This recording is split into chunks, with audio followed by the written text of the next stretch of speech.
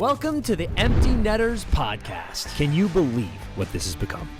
There was a full 48 hours where I felt like I was like literally Superman. Jumbo loves playing Fortnite, so he gets on the sticks. Did TR show you the sauna cycle, or was that all No, I invented that. Almost a year now that I haven't taken a body check. That's kind of nice.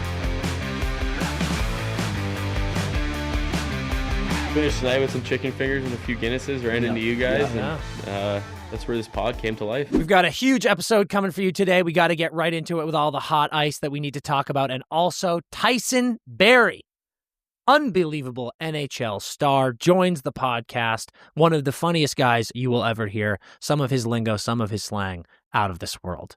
Can't wait for you to get into it, so we won't waste any time. I am your host, Dan Powers, over here on the sticks. We got Sean. He likes it rough, buff, the Irish Wonder, back in the sticks. And to my left, last night, I slept Winnie the Pooh style. Top, no bottom. But this guy sleeps in full sweatshirt and sweatpants every night because his Raynaud's makes a corpse look like they have fantastic blood circulation. Chris Powers. As always. I'm the coldest boy who's ever lived. It's fucking crazy. Maybe Brett. Me or Brett. Our buddy Brett is bad. But you, sir, you have a disease. Yep. And Sandra got a new comforter at the house that is a cooling comforter. Why would someone do that to a person who's literally freezing to death? Well, here's the crazy thing, Dan. It's the hottest thing that's ever existed. Interesting. So this cooling comforter is slowly suffocating me. And then she goes, "Isn't it nice?" And I go, "Yes." But it's not nice. No, I wish I was dead. Yeah. You need to do a better job of telling your girlfriend when things are going poorly, which is often. I wish I was dead. But instead you just sit there and go, "Yes, everything's fine." And instead you have a miserable life. It's a cooling comforter. It sounds awful. It's a furnace. Yeah. Sounds really terrible. What's funny is if it did its job, it would be a bad thing for you. You'd freeze to death. But unfortunately, I don't know if this is like a double negative situation. You're now roasting. That's interesting. Maybe it's my fault. Maybe it is cooling her, but I'm so cold that it's heating me. It's like sucking the life force out of you to cool her. But it's heating you up. I don't know. This doesn't make sense. We've got a lot to get into. Speaking of hot things, hot ice is hot as hell. There are too many DMs and too many requests to talk about this for us to not get into it. We've got to talk about Jack and Tate. What a dinner that probably was. Do you think she cut his steak for him? Oh, great question. Yes. Do you think he reached for a glass of wine and she went like this? Whoa. Don't be careful. Be careful. Can he get some plastic cutlery, please? Could we get his grape juice in a sippy cup? Yeah. Please. To make sure everyone's okay. That's a big dinner, Dan. It's a big dinner. I have a lot of thoughts on it. Me too. I have a lot of thoughts. Number one, it is such a tough look how so many of the reports or the headlines that came out of it were like Tate McRae to dinner with man in a hand cast. I'm like, he is one of the best players in the NHL. Dude, it's like when we do the 6-man volleyball tournament out here. Yeah. And Jack came a couple years ago and we were playing, and I bet someone who listens to this pod knows these guys, so I don't want to talk shit about them, but there's a group of volleyball players called the Walkmen. Yeah. Or something, and they listen to Walkmans. And they're really good at beach volleyball. And they beat the fucking brakes off us. Sean, they beat us so bad that we played best of 3. They beat us like 21-0 and 21-1 or something. And at one point, they played an entire point of beach volleyball, of 6-on-6 beach volleyball from their knees. And I was like, all right, dude. But they were hitting the I want to ball. be clear, I was not on the court. I was just coaching. They were hitting the ball. Things would have at been Jack. different if I were on the You court. and Marky Mark, dude. Yeah. Crazy reference. Things would have been different. They were hitting the ball at Jack, and he's like screwing up, and the ball's flying everywhere. And I could see them laughing, not like maliciously laughing at him, but I could see them being like, "This fucking kid," because Jack's not an imposing dude. No, you just see like some kid on the beach. And in my mind, I'm like, they are laughing right now because they're like, we are so good at this sport, and this random kid sucks. And I was like, that dude gets paid $80 million to be one of the best NHL players on earth, and you don't know who he is. So kindly stop laughing. Yeah. And that's how I feel about that headline article too. They just I need more respect on Jack's name. It was hard to look at. I want to take a quick moment of silence. I know. For our boy Will Smith. You hate to see this. This hate is like playground to see shit, this. Dan. This is playground shit where you're like, I'm the man. I'm going to talk to her at recess. And then some other The dude. Sharks are buzzing. Yeah. You're buzzing. Yeah. He's like, things are starting to look up. Like we took a couple swings here and he was like, okay, maybe I've missed a couple times, but I'm getting better. I'm getting closer. And then this happens. Yeah. I mean, he's got 21 points in 23 games. That's wonderful. He's being like, oh, I'm a name. Yeah. I'm a name, babe. Yeah. And then here you go on a date with another hockey player because now you're fucked. You might. No, you're not yet. Oh, I think you're fucked now. Because here's the thing. One of two things happens here. Now, I love. I hope these two get married and live happily ever after. Based on just one date. Now, let's say that doesn't happen. Right. Now, young Tate has a reputation Yes. of dating NHL players. So either she goes, this is getting out of hand. I can't be going on a date with another NHL player. And Will is dead. Or this is a thing now. And Will needs to make the decision, do I want to be part of a thing? He does. I don't know. I already know that. No, you don't. He does. No, you don't. But at what number? Oh, okay. First of all, dude, shame on you. For what you're now doing is slut shaming. No, you said, does he want to be part of a thing? And I said, that depends on what number I become part of the thing. No one said anything about numbers. You brought up number, which Yes. is that shame on you. Shame. No, this is ridiculous. No. That you know what you've done. No, I am the biggest pro slut person on earth. I hope she bangs the whole fucking league, and we will celebrate her. And we will celebrate her. Clean it up. Okay, now you are being mean. No, I'm saying clean it up. Clean up the language you're using when talking about love and romance here. Slut, you said slut first. Because you brought up numbers. Then you said slut. And then I said slut, and you went, hey, clean up the language. No, but you're saying it as like an act. You're being rude. You need to be, hey, it's 2025. You need to get your act together. And I'm celebrating promiscuous women. Yeah, but you're celebrating love and openness. And I think if I'm Will, or I'll speak for myself, I think if a girl had dated 2 NHL players and I was an NHL player, I'd go, I'll date her. If a girl had dated 200 NHL players, I might be like, am I just another notch in your belt? So I would say that there is a number of dating where I'd go, okay, I am now part of it. To me, it's all about his heart. It doesn't matter the numbers. It's all about when you said why would Will be or why Will be part of a thing? Don't try to get defensive because you are a bad guy. You have been. So the thing you were speaking of, yes, shouldn't have mattered at all. No, it does because it matters is heart. It has to do with emotions. The thing. All that matters is heart, and which is what I've said from the beginning. And you need to learn how to be a better person, like me, in the way that you look at love. You cold-hearted prick. I think you're right. Do you think that the Devils have any issues with this? Yes. Me too. This is the natural, dude. This is full on. And it's Roy not Hobbs, it's not just natural. that. For me, it's this. Thank God the injury happened first. Oh, could you imagine? Could you imagine? Or if it happened at the dinner. Yeah. Like that. Can you imagine if his mishap happened at this dinner? That would be crazy. But to me, I go like this. If I'm in that front office, if I'm on the team, yep, and Jack shows up, I go like this. You having a good time, pal? Oh, cut my hand. Out 8 weeks. Yep.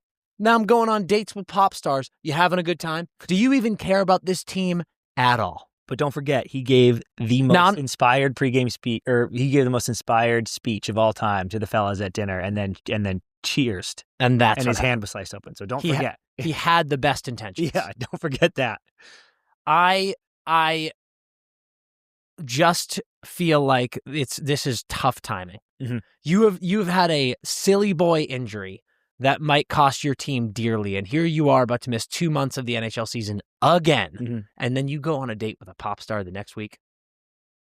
It's tough timing. Yeah, oh yeah. I'm thrilled for him. I'm thrilled for both of them. Again, like I said, I hope they live happily ever after. Love. But it's tough timing. Love's all around, dude. And if could you imagine if this is a natural situation? It is. It is a natural situation. Roy, what was her name? Yeah, great question. Shit. And also, she is the judge's niece. Yes. There's a relation there. Yeah. And she also was dating Bump Bailey, and he died. Yeah. Bump Bailey ran himself straight through a wall, killed himself, dude. He got too fired up. Someone said, you need to start playing harder. He chased down a fly ball and ran straight through the right center wall. Wow, dude. I got it. Hit me.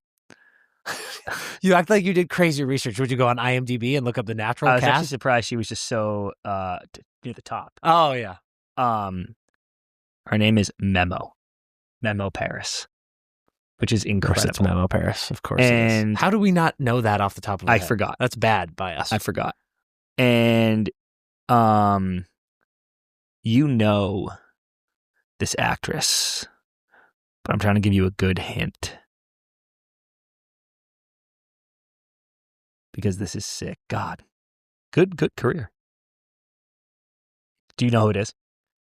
Yes and no. Kim Basinger. Yeah, it's Kim. Yeah. I forgot that, dude. Yeah, that's it's sick. Kim. God, The Nice Guys, great fucking movie. Oh my God, dude. 8 Mile? Anyway, this is a Memo Paris situation. This is a potentially Memo McRae. Listen, if Jack suffers any setback on his recovery, if anything happens with Olympics, it might be Tate's fault. Yep. But it's not Tate the person's fault. It's Tate's aura's fault. Yeah, you're too big. No, it's not her heart. You're too big. Her heart's in the right place. You're too big of a star. There's too much going on. We got to let Jack heal. Yeah, correct. It's crazy. Moving on to another Hughes brother, Quinn Hughes in Vancouver. We've got all the talk spiraling yet again, and I have deemed it time to discuss. I feel like we've tiptoed around this all summer and then all beginning of the year, but now here we are, CP, and we've got speculation that Quinn Hughes could be moved sooner rather than later. Canucks insider Rick DeLeewel said recently on his podcast in an article, he was like, listen, I mean, he didn't like break this news. Someone brought it up and he was like, listen, it's not the craziest thought in the world. And frankly, if they do it, I would do it now. I would not wait, because if you wait until next year, it's an absolute gong show. Couldn't agree more. The Canucks are 7th in the Pacific right now, and everything looks ass. Quinn has 20 points in 17 games. He is, the most efficient player on the team, but you've got Elias Pettersson, who is playing well. I think he's got like 21 and 23 or something like that. Brock Besser playing well, but just this Canucks team is, after 2 years ago, they seem to get everything right. They seem to figure it all out.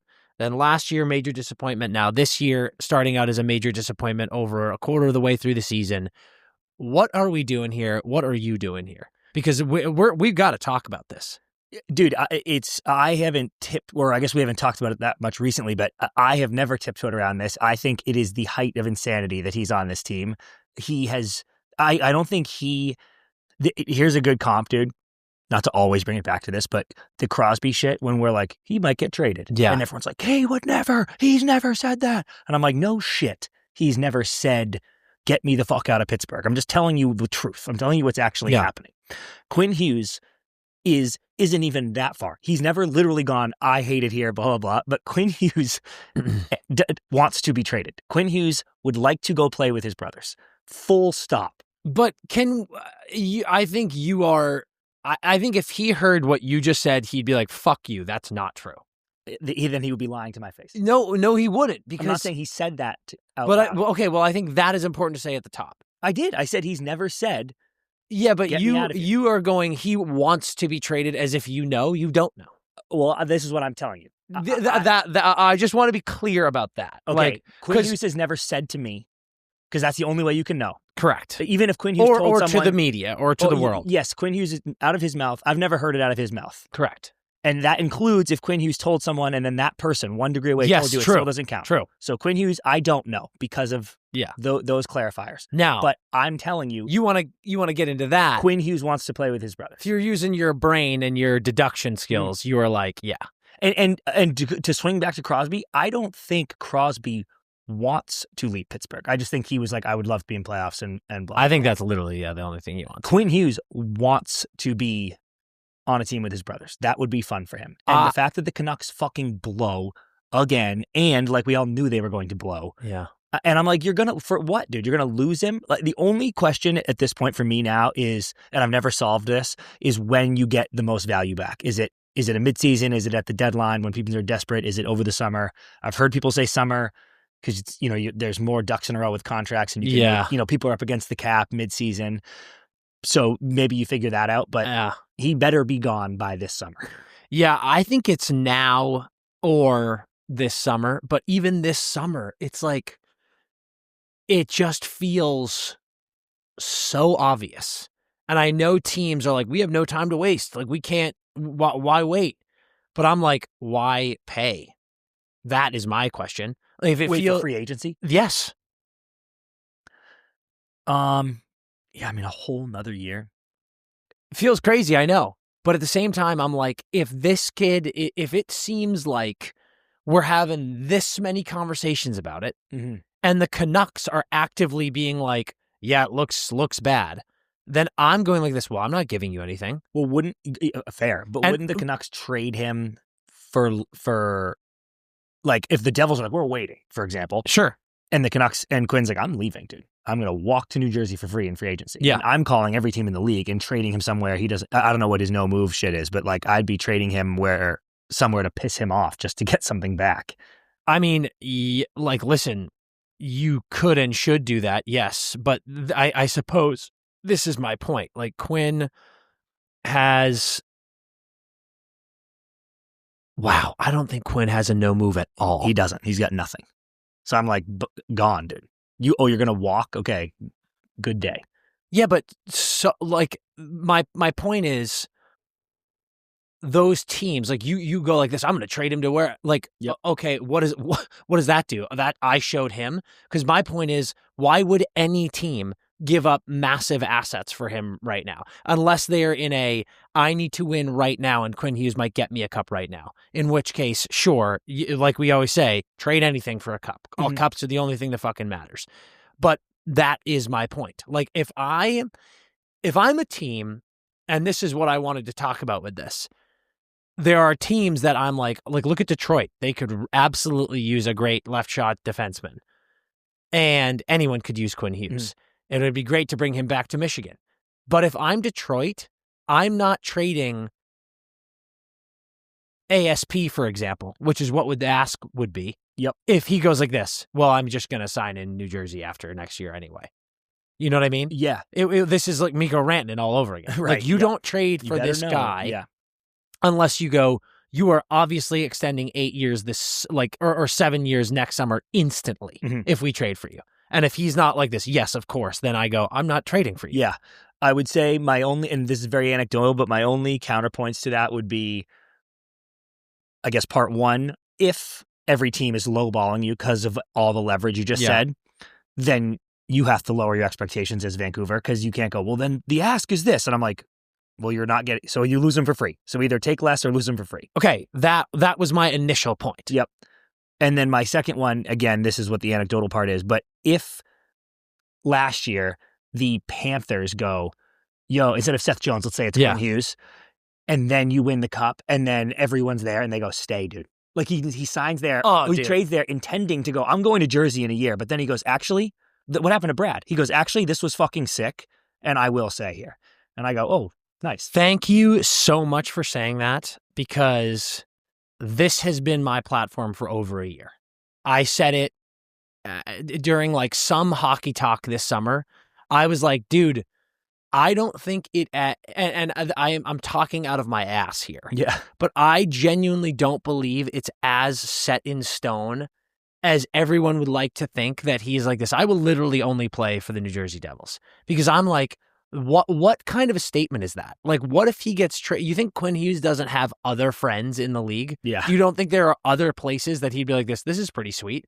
And it's one of those situations, like, imagine if Vegas trades for Quinn Hughes and Quinn Hughes goes down to no state tax Vegas and is playing with Jack Eichel, and he's like, this is pretty fucking sick. Dude, I'm having a good time. You could so easily see him staying there. So I wanted to bring this up and talk about other teams. I brought up Detroit because I'm like, dude, if you're another team, you can't let this whole New Jersey fucking stupidity make you go, it's not even worth us exploring trading for Quinn Hughes. Quinn fucking Hughes, who is at the table with Cale Makar every year as the best defenseman in the league, who has $7.8 million of a cap hit for this year and next year.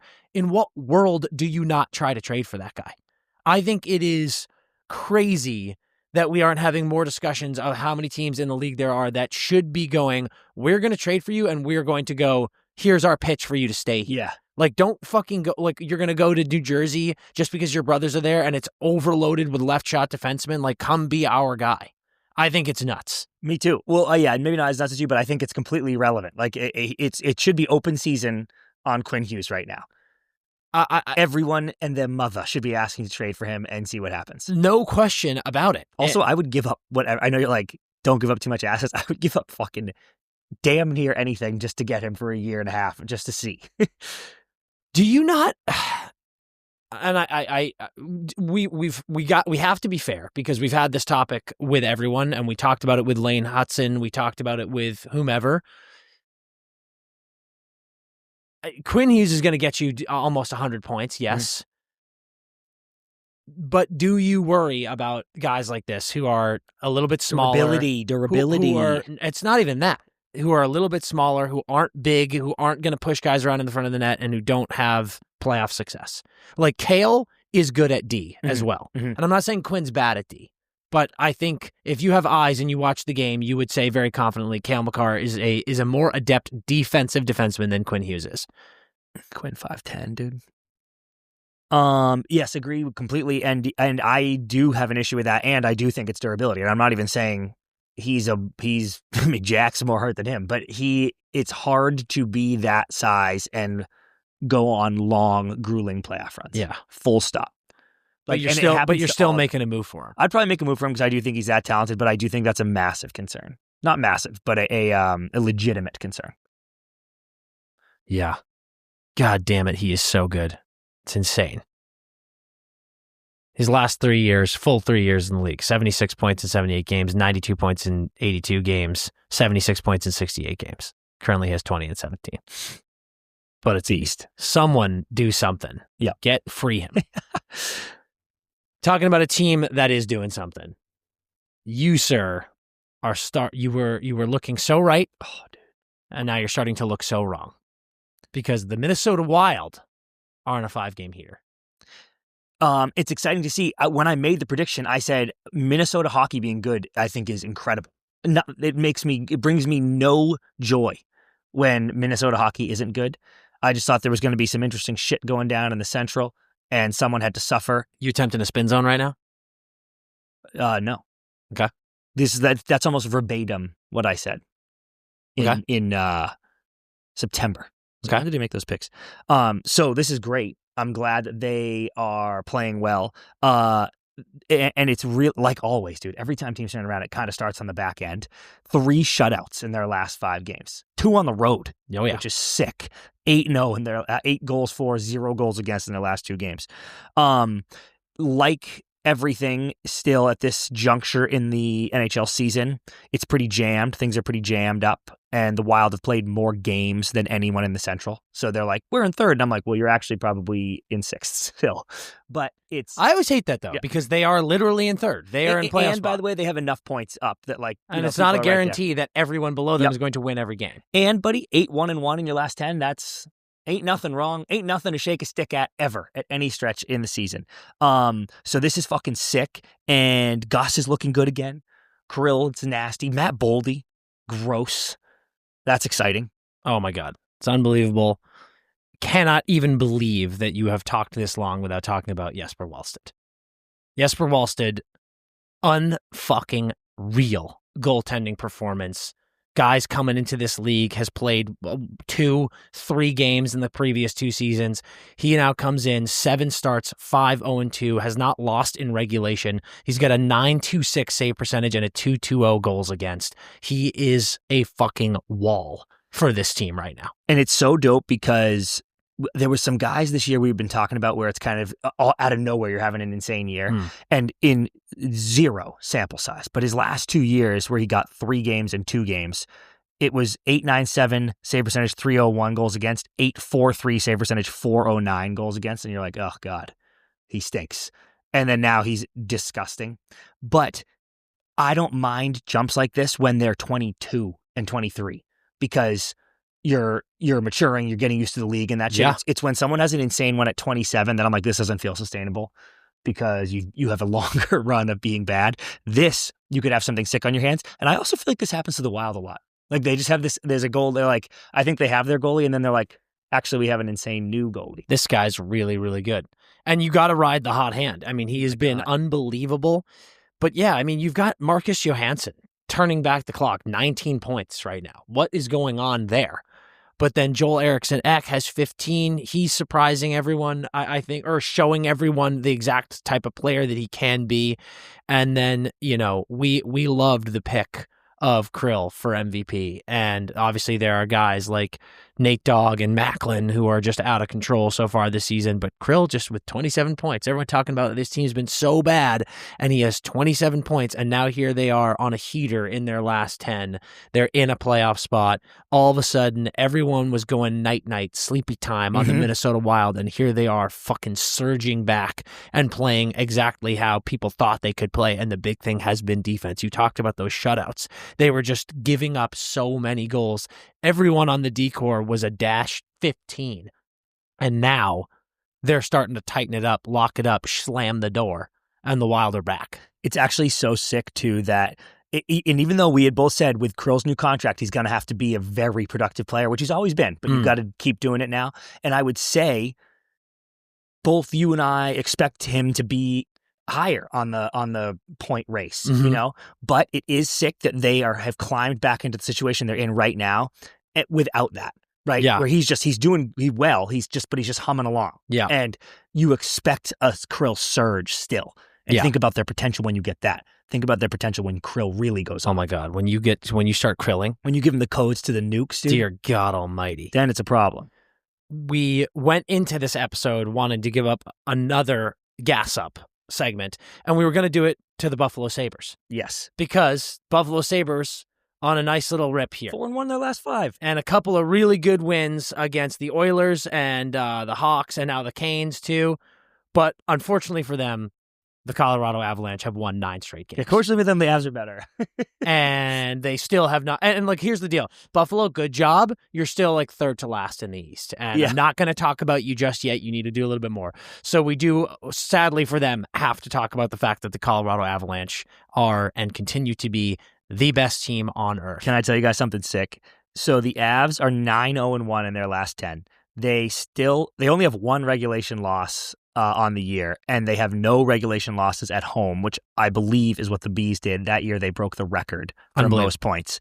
Let me give you their month of November, okay? Yeah. I'm going in reverse. Win on the road, Hawks 1-0. Win against the Preds on the road, 3-0. That's back-to-back road shutouts. Beat the Rags 6-3, beat the Islanders 4-1, beat the Sabres 6-3, beat the Ducks 4-1, good win. Beat the Canucks 5-4 in OT, beat the Oilers dog walk 9-1. Fuck you. Beat the Lightning 3-2. And then on November 1st, their only loss of the month is the Irish Wonders snipe job on the Sharks parlay to the Sharks. Their only loss of the entire month is when Sean said they were going to lose. It's absolutely insane. I can't get over. Also, I'm so mad. Last night we picked our parlay, and we picked the over 5.5 in that game. And I was like, there's going to be goals galore. And then we just have 2 stud performances in net. And it was funny because I was the first to be like, Jesus Christ, this is looking horrible. And people were piling on in the comments, and I was like, we got everything else right. I got the Kale point. We got the Colorado win. Like, No, get off my ass. 2 legs, dude. Get off my ass. But they're out of control. My take on Landy is so correct. Yep. You again, you were so wrong there. God damn it. But he's got the group so together again. They're on to something. Nate just signs and he looks perfect. Mm-hmm. But dude, do we have to talk about Scott Wedgwood being on Team Canada? Oh. How do you possibly laugh at that? How does that I thought you were noise gonna say something else. How does that noise come out of your mouth? He's unreal. I think it probably should be talked about, but that would never happen. Why? It's such a stupid, dumb person take. And I'm not saying you're being a stupid, dumb person, but it's like, I've heard that before. And I'm like, what? He's 4th in save percentage in the league. He's 3rd in goals against in the league. I actually can't believe it's not better than that. What are we doing here? Also, are you dying? Are you okay? I am dying. What's happening to you? If Team Canada went, we're bringing LT, Scott Wedgwood, and someone else. This is another one. Everyone forgets to bring up. We forgot to bring up. Darcy Kemper should also be in that conversation every single year. But anyway, bring an LT as your starter, and then Wedgwood is your backup. That would be such a fucking pull by him to start this year, where they're like, "You are the backup here," but and then he goes, "Actually, I'm the starter here." And this is what the reason I laughed, because I thought you were going to ask this. Yeah, if you were like, "Has Mackenzie Blackwood completely lost his job?" Well, I mean, I think the answer to that is yes, which is crazy. I guess, but no, you're 100% stay. But I'm just saying it's a crazy turn of events. Yeah, like Scott Wedgwood being like, "Yo, what's 33-year-old Scott Wedgwood," and like, let me look up some previous years here. I mean, dude, he has played 17 games. 17 of these games. Dude, he was actually fucking nails for the Avs and last year. And he's 13-1-2. Like, it's... Like, when he got there last year... Or wait, is this... Yeah, this is Scott. When he got there last year, he was actually incredible. That is a hot hand if I've ever seen. Yeah, dude, play the hits. Play the hits, bro. It's fucking crazy, man. Okay, so you have Team Canada's goalie and you have Team Canada's best player. Actually, you have Team Canada's two best players. That's interesting. Makes a lot of sense. You have the Team Canada goalie and their best forward and their best defenseman. Makes a ton of sense when you think about it. They're all on your team. Yeah. And think about your best defenseman on the ice. Doesn't he want to have his familiar goaltender behind him? I think so. If Binner continues what's going on through December and into January, I've gone back on everything I said. I have no idea what world you put him on that roster. Can't sit with us. You can't sit with us. I'm sorry. You can't even be on the bus. Yeah. Get out of here. The Avs can do no wrong, Dan. The Avs can do absolutely no wrong. I feel so scared that we're gonna mush them right now with all this stroking. Just 13 goals. Dude, you know what's crazy? Nichushkin has less goals than assists. I know, I love it. He's blossoming right in front of our eyes. And you know why, dude? Because Landy's in the locker room. Yeah, because now his mind is right. Yeah. Because Nate tried to get his mind right and failed several times. He got his mind so fucked up, dude. Can you imagine the sick thoughts?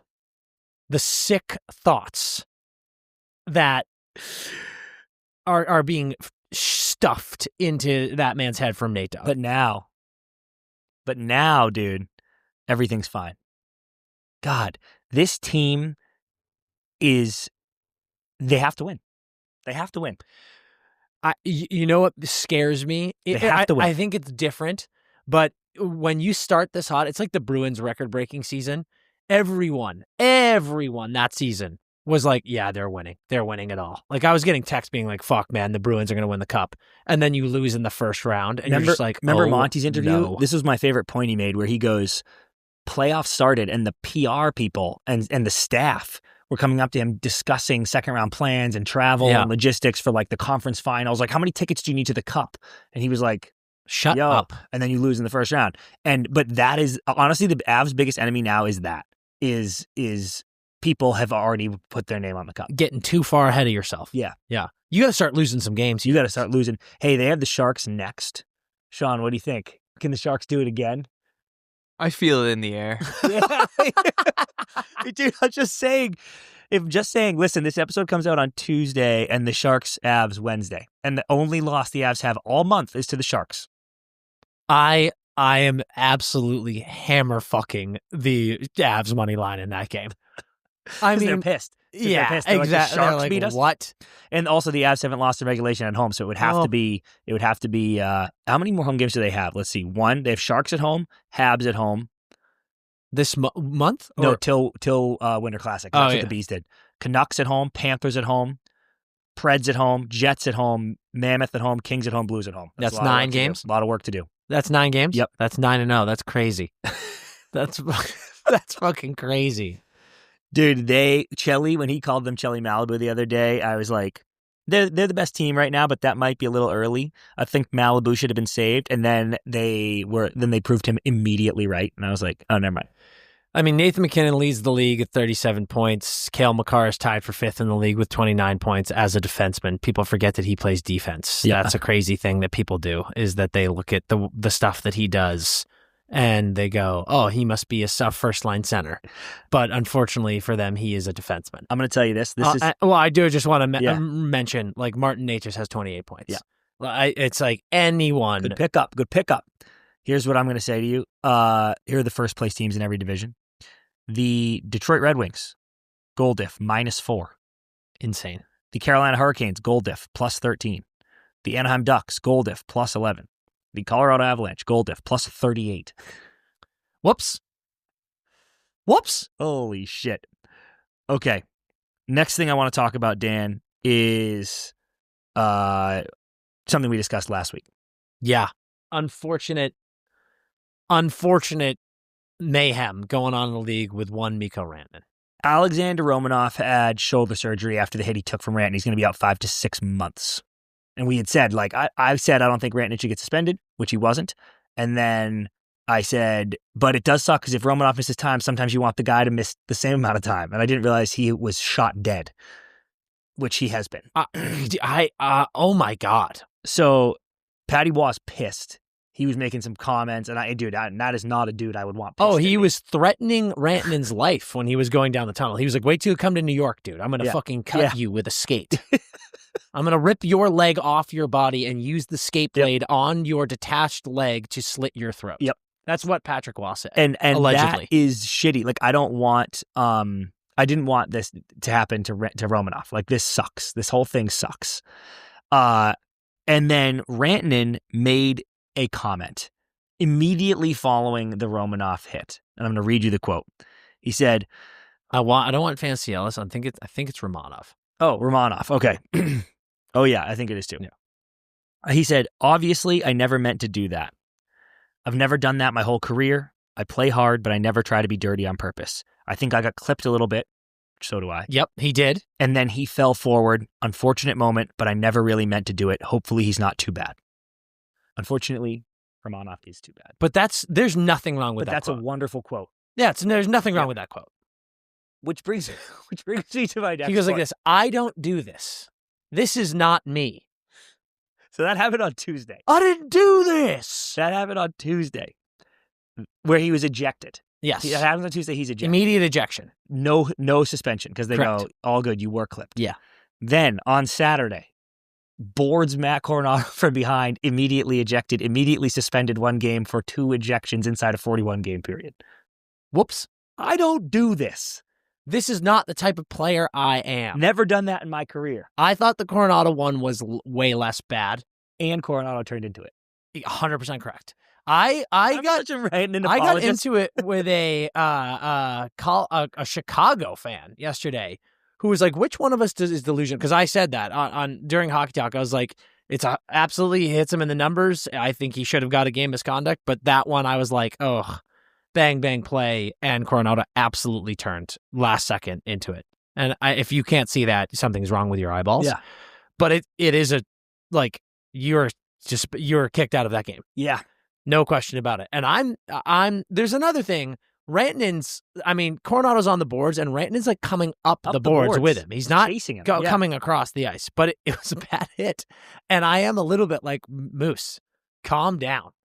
Stop breaking the law, asshole. You keep seeing numbers and you keep hitting people. Stop doing it. I defended him, but the only thing I want to say is, and I felt this way about the Romanov play, and the same reason I brought up the Mark Stone thing on Miro last year. I know it's such a fast game, and you got to be finishing hits, and if you're not, you're going to get in trouble, and the guys want to play a certain way. But I am just of the belief that you can hold up in the last second, in not a way you won't make contact, but in a way you won't follow through. Yeah. Like, I actually do think Coronado turns into that hit completely, but then Rantanen finishes it. And I'm like, I know he turned into you, but I just really think you could have been like, oh, dude. I believe, and I don't think he had to shove Romanov after he got clipped. I believe that we all forget the quote Brad Marchand had after Sam Bennett donkey punched him in the head. Yeah. When Marchand was like, people don't want to talk about it, and maybe you guys don't want to know it, but we're trying to injure each other out here. I thought he meant playoffs, though. I think it's all the time. All year, yeah. He's 100% right in playoffs. They are actually trying to hurt each other. Dude, people forget that when you are playing competitive sports, and certainly when there are millions of dollars on the line and history on the line, even in regular season or not, we'll be out there during beer league. And if I get into it too much with someone in front of the net, I will literally, my wires will cross and I'll go sloof at this guy. Yeah. And you do that? I have the thoughts. I don't do it. But like last week during beer league, I rubbed a kid against the boards because he was pissing me off. Yeah. But it was nothing cheap, but also you can't hit in beer league. Yeah, so it illegal. was cheap. That's illegal. Gave him a little rub. So I agree with you. There should be every time you see numbers, you should be like, oh, fuck. Yep. But the point is, I think going into the play, you're going, I want to hit this person so hard into the boards that they can't play. Their head pops off their body like a bobblehead. I do agree with that. If you get an open ice hit, like a clean hit lined up, you're going, I hope this fucking bury this guy in the ground. Yeah. Yeah.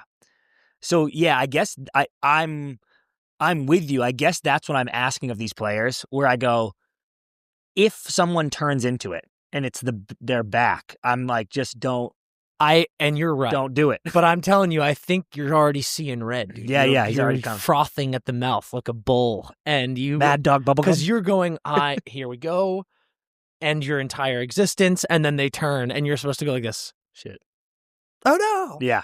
Pull shoot. I don't think they can. It's very tough. But we got to do something. You hate to see injuries like this. I know. It's absolutely terrible. But Rantanen, this is a deserved pee-pee win. You need to calm down. More injuries that suck to see.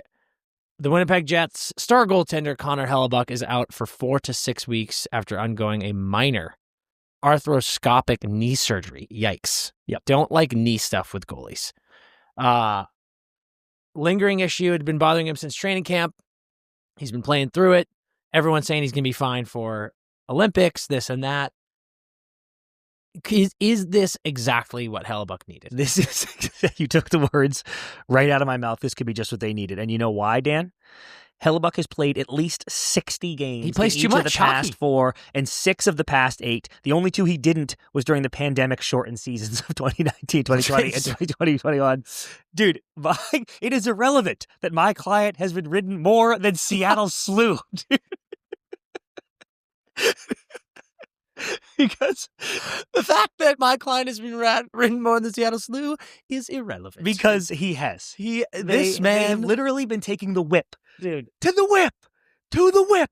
Run to Connor Hellebuck for fucking 8 years. He is truly the scene in Green Mile going, I'm tired, boss. Yeah. You've done too much. You've played infinitely too much hockey.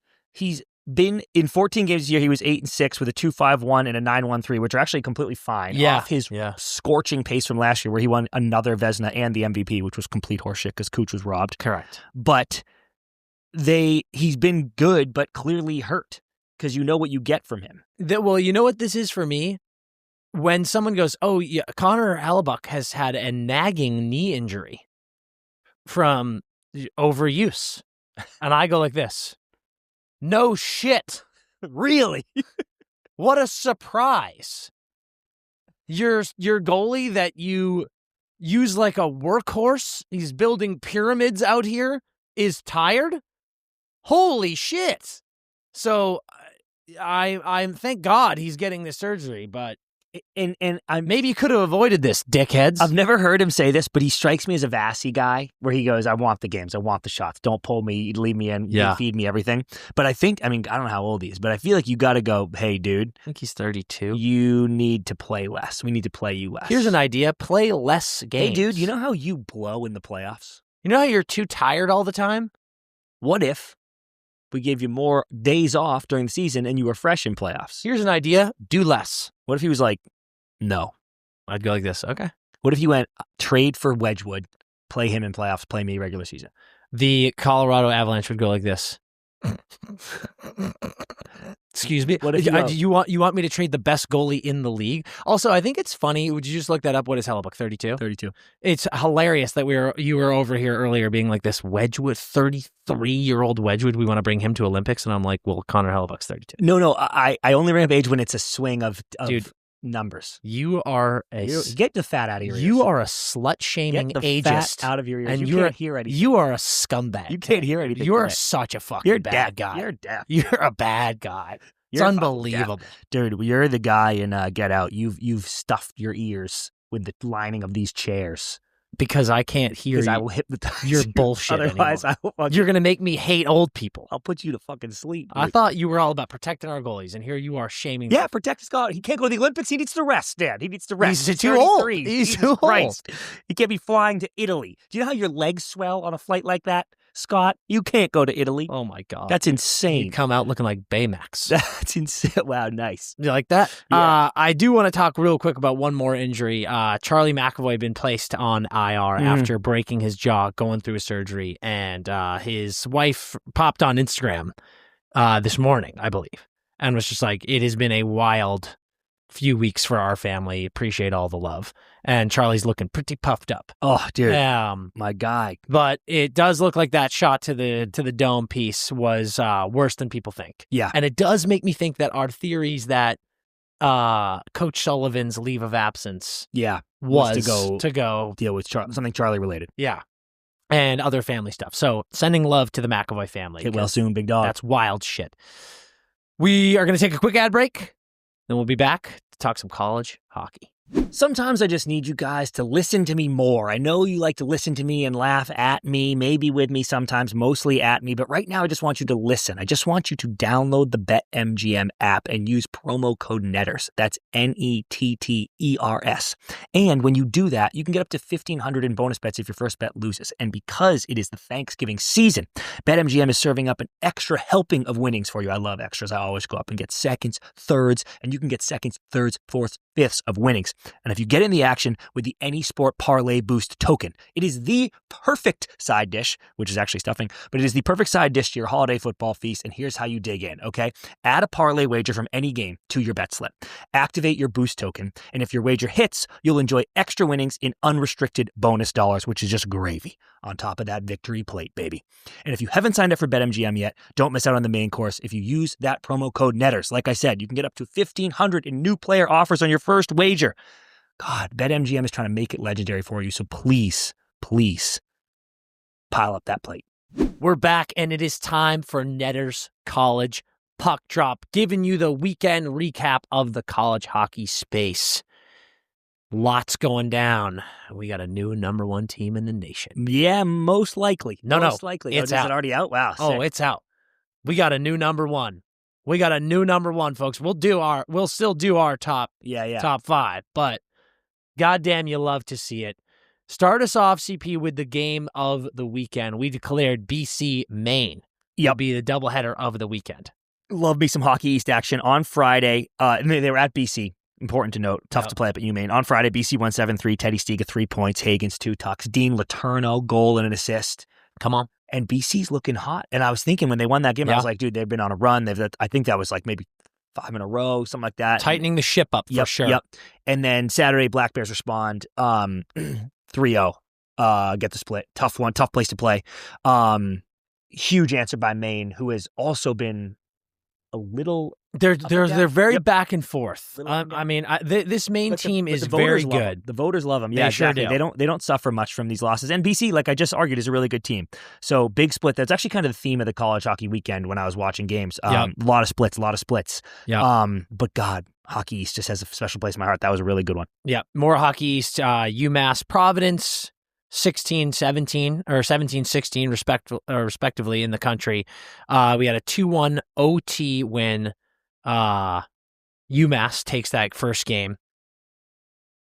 I think both these teams are like I think they're right there, right where they should be in that like 16-17 ranking. But this was just a great kind of slugfest for me. And then the 5-1 smackdown by Providence in game 2 was just electric. It's something cool about the series that you get. Like I actually see that it's easy to get splits because you're pissed, like you're extra mad, you know.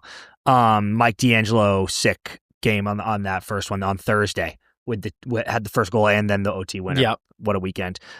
Cornell had a good weekend. They hosted 19. Cornell hosted 20 Union on Friday. This is 1-2-1. Then they hosted RPI, who's God, we love RPI, and I can't wait for the future, which is so bright there. But they took care of business there. Cornell did with a 6-1 win. And then Union, after leaving Cornell, took a tie against Colgate on Saturday. So actually not the best weekend for number 20 Union. No, but Cornell finally getting in the mix here, playing a bunch of games. And they are, we kept joking about how they're ranked. We were like, they haven't played games, but they've come in here and they just keep taking care of business. So Cornell is a good team. Yep. Talking about the best team in the country, though. Without a doubt. You have the game, hockey version. Michigan, Ohio State, in Ann Arbor, and this was the leave no doubt performance that I said Michigan needed. They beat the brakes off of little bitch boy brother Ohio State 5-2, and then 8-1 on Saturday. TJ Hughes fucking buzzing all over the place, leading the team. He's really come on, dude. TJ Hughes is just, he's the big dog on that team, right? He's the older statesman, and he is just fucking crushing it. But we always talk about Ohio State, not a highly ranked team that's going to make this a massive fixture of a game. But at the end of the day, it's Michigan, Ohio State. I don't give a shit what the rankings are. It's like we always it's like back in the Tom Brady days.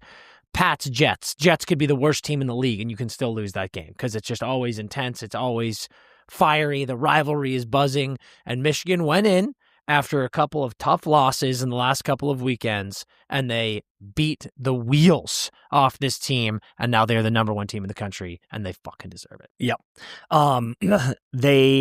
They're going to be in it right to the very end. They are explosive, too. I feel like we've seen it, and they have some bad losses, but there's just... The offensive firepower that team can bring is crazy. High-end talent. 12 Northeastern had number 18 BU at home on Friday. They got a 3-2 win. They were down 2-1 after the first. And then on Saturday, BU was hosting, and they pull off a 4-3 win. BU was up 3-1, and Northeastern scored twice, including with a minute left to tie it. But then Cole Hudson got his second of the game to win it in OT. That was an important win for BU. They have had a weird season. They just continue. It doesn't matter. Cole just told us that they'll be fine. Yep. But they've had a weird season, and Northeastern is good. Northeastern's very good. Yep. So it's hard for me to be like, oh, that's tough. I'm like, well, no, this team's been great, and Northeastern has been upsetting teams all year too, and they've been kind of making people go, oh shit, wait, this group's really good. So to get a split there and a gritty win, OT win for BU, I'm like, I'm not mad at that weekend at all. Same. Not mad at that weekend at all. Then we've got 11 UConn going to UNH. Friday, they beat them 4-1. They come home on Saturday, and they lose 4-3. UNH, super pesky this year. You love to see it. We're making UNH great again. Do you feel good about their season, though? No, because they aren't competitive or they're not in the mixer in the way that, as far as the rankings. Yeah, you look at these Hockey East teams like Northeastern, like Maine, that are doing it. Yeah. and they're not there yet, and that makes me sad. But they aren't a complete rollover. Go there, get 2 wins, see you later. They're going to finish this season with some good wins on their resume. Yeah. Michigan State, obviously. UConn here. Like, that's they're on the way. Yeah, we're moving towards good things at UNH, and we got to keep it up, though. Like, don't rest on your laurels and think to yourselves, no, we're doing. It's like, no. You got to keep cooking. Yeah. My fraud watch, hardcore. Wow. Hardcore.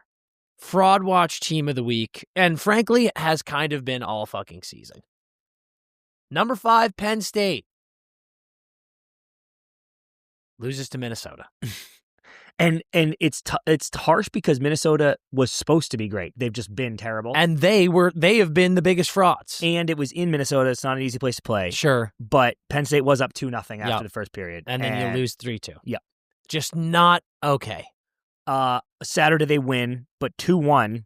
And like even that, they scored super late in the third to get the win, which you love, but it just like wasn't convincing. McKenna had 3 assists over the weekend. Is McKenna your lock number 1 pick still? Yes, for potential alone. But I hear you.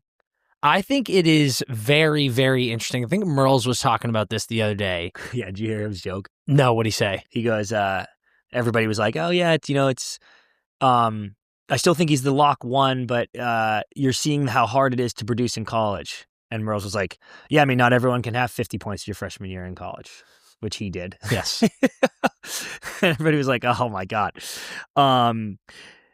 Yeah, this is one of those things where if he doesn't go 1, this is a backfire for the NCAA going, we are going to easily steal all the CHL kids. Because I don't think that. You think that? I think if he falls out of 1, yes, because the CHL goes, if you had stayed here and had 120 points, which you obviously would have done, you are the hammer slam dunk consensus 1. Then you went to college and either got exposed or not, whatever you want to call it. But what happened, and now you fell to 3. I think that is a feather in the CHL's cap. I think it makes players go, oh, fuck yeah, I got to go to college. Like, that's how I'm going to thrive. Like, it's clearly a better league. Yeah, but you fall in the draft now.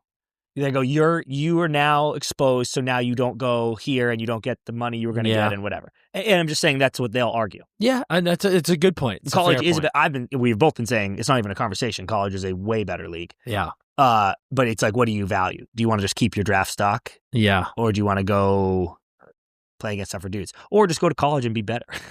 Seriously. I mean, I think he's got, what does he have, 18 points or something right now in the league, or in college hockey. Yeah, I think it's 4 goals, 14 assists or something like that. But yeah, I mean, I think he's probably still the number 1 still, but I don't think it's a foregone conclusion. Like, this objectively isn't going how a lot of people thought it would go. Yeah. I think people were going, this kid's going to score every single game. He's going to be out of control. And it's interesting because we're seeing Penn State kind of struggling here. Yeah, he's 45th in the nation. Yeah. No, that can't be right. That can't be right. That certainly cannot be right. I think he has 18 points. Yeah. But anyway, moving on to a team that we were gassing up a lot. Number 3, Denver. They beat Arizona State 7-1 on Friday, but then on Saturday, lose 3-2 in overtime. A little bit of fight from Arizona State. I think that this is a shitty slip by Denver, but I'm not making excuses. I'm not totally fazed by this. I think Arizona State has a lot of great talent on that team, and this feels like a classic, you won on Friday 7-1, and then you just go in Saturday and you're kind of asleep at the wheel. Yeah. We'll see how they bounce back next weekend, but not the best. Not the best. Then I've just got a few nice ones here. Western Michigan, number 8, beat Omaha 7-2 and 4-2. Everyone keeps chirping Western Michigan, being like, they're not good. And I'm like, well, they keep winning. They win. They win win keep games. In a year where parity's been so king, so those are great wins. Number 14, Minnesota State beat Michigan Tech 3-0, 3-2 in a home series. Got to have those. And number 9, Quinnipiac beat Clarkson 4-1 at home and then beat St. Lawrence 4-2 on Saturday. Got to have those too. So, great stuff. Yep, those are nice. Duluth and the Plant Bros continue to be absolutely absurd. They get a 4-2 win, down 2-1.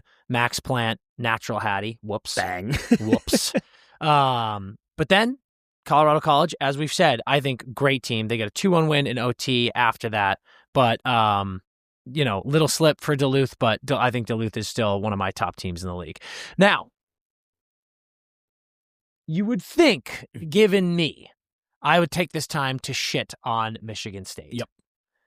They're a phenomenal team. Porter, unbelievable player on that team. This is going to be a segment that more gives credit to fucking Wisconsin, dude. Wow. God damn. Unbelievable. Michigan State at home in East Lansing. They're playing number 7 Wisconsin, and they lose both games. 5-4 on Friday after being up 2-0. Porter, 2 tucks. Bang. And then 2-1 in OT on Saturday. Porter ties the game with 40 seconds left in the third. Insane. But Wisconsin gets both wins, and as much as I'd like to shit on Michigan State here, you drop 2 at home when you're the number 1 team in the country. I am more fixated on how good Wisconsin is. If you watch those games, Michigan State did not play poorly. They didn't. Augustine, I think, is one of the best, if not the best goalies in the country. So to give up 4 goals, that's credit to Wisconsin. And then you have a barn burner 1-1 game going into OT and the next one. And it's just like, this was gritty stuff by Wisco. Yeah, dude, on the road. I can't stress that enough. Coming in there and doing that is gargantuan. So crazy. That was easily the big one of the weekend, but that changed everything up, switched everything up. And that's why now we've got some fucking new number 1s. Yep.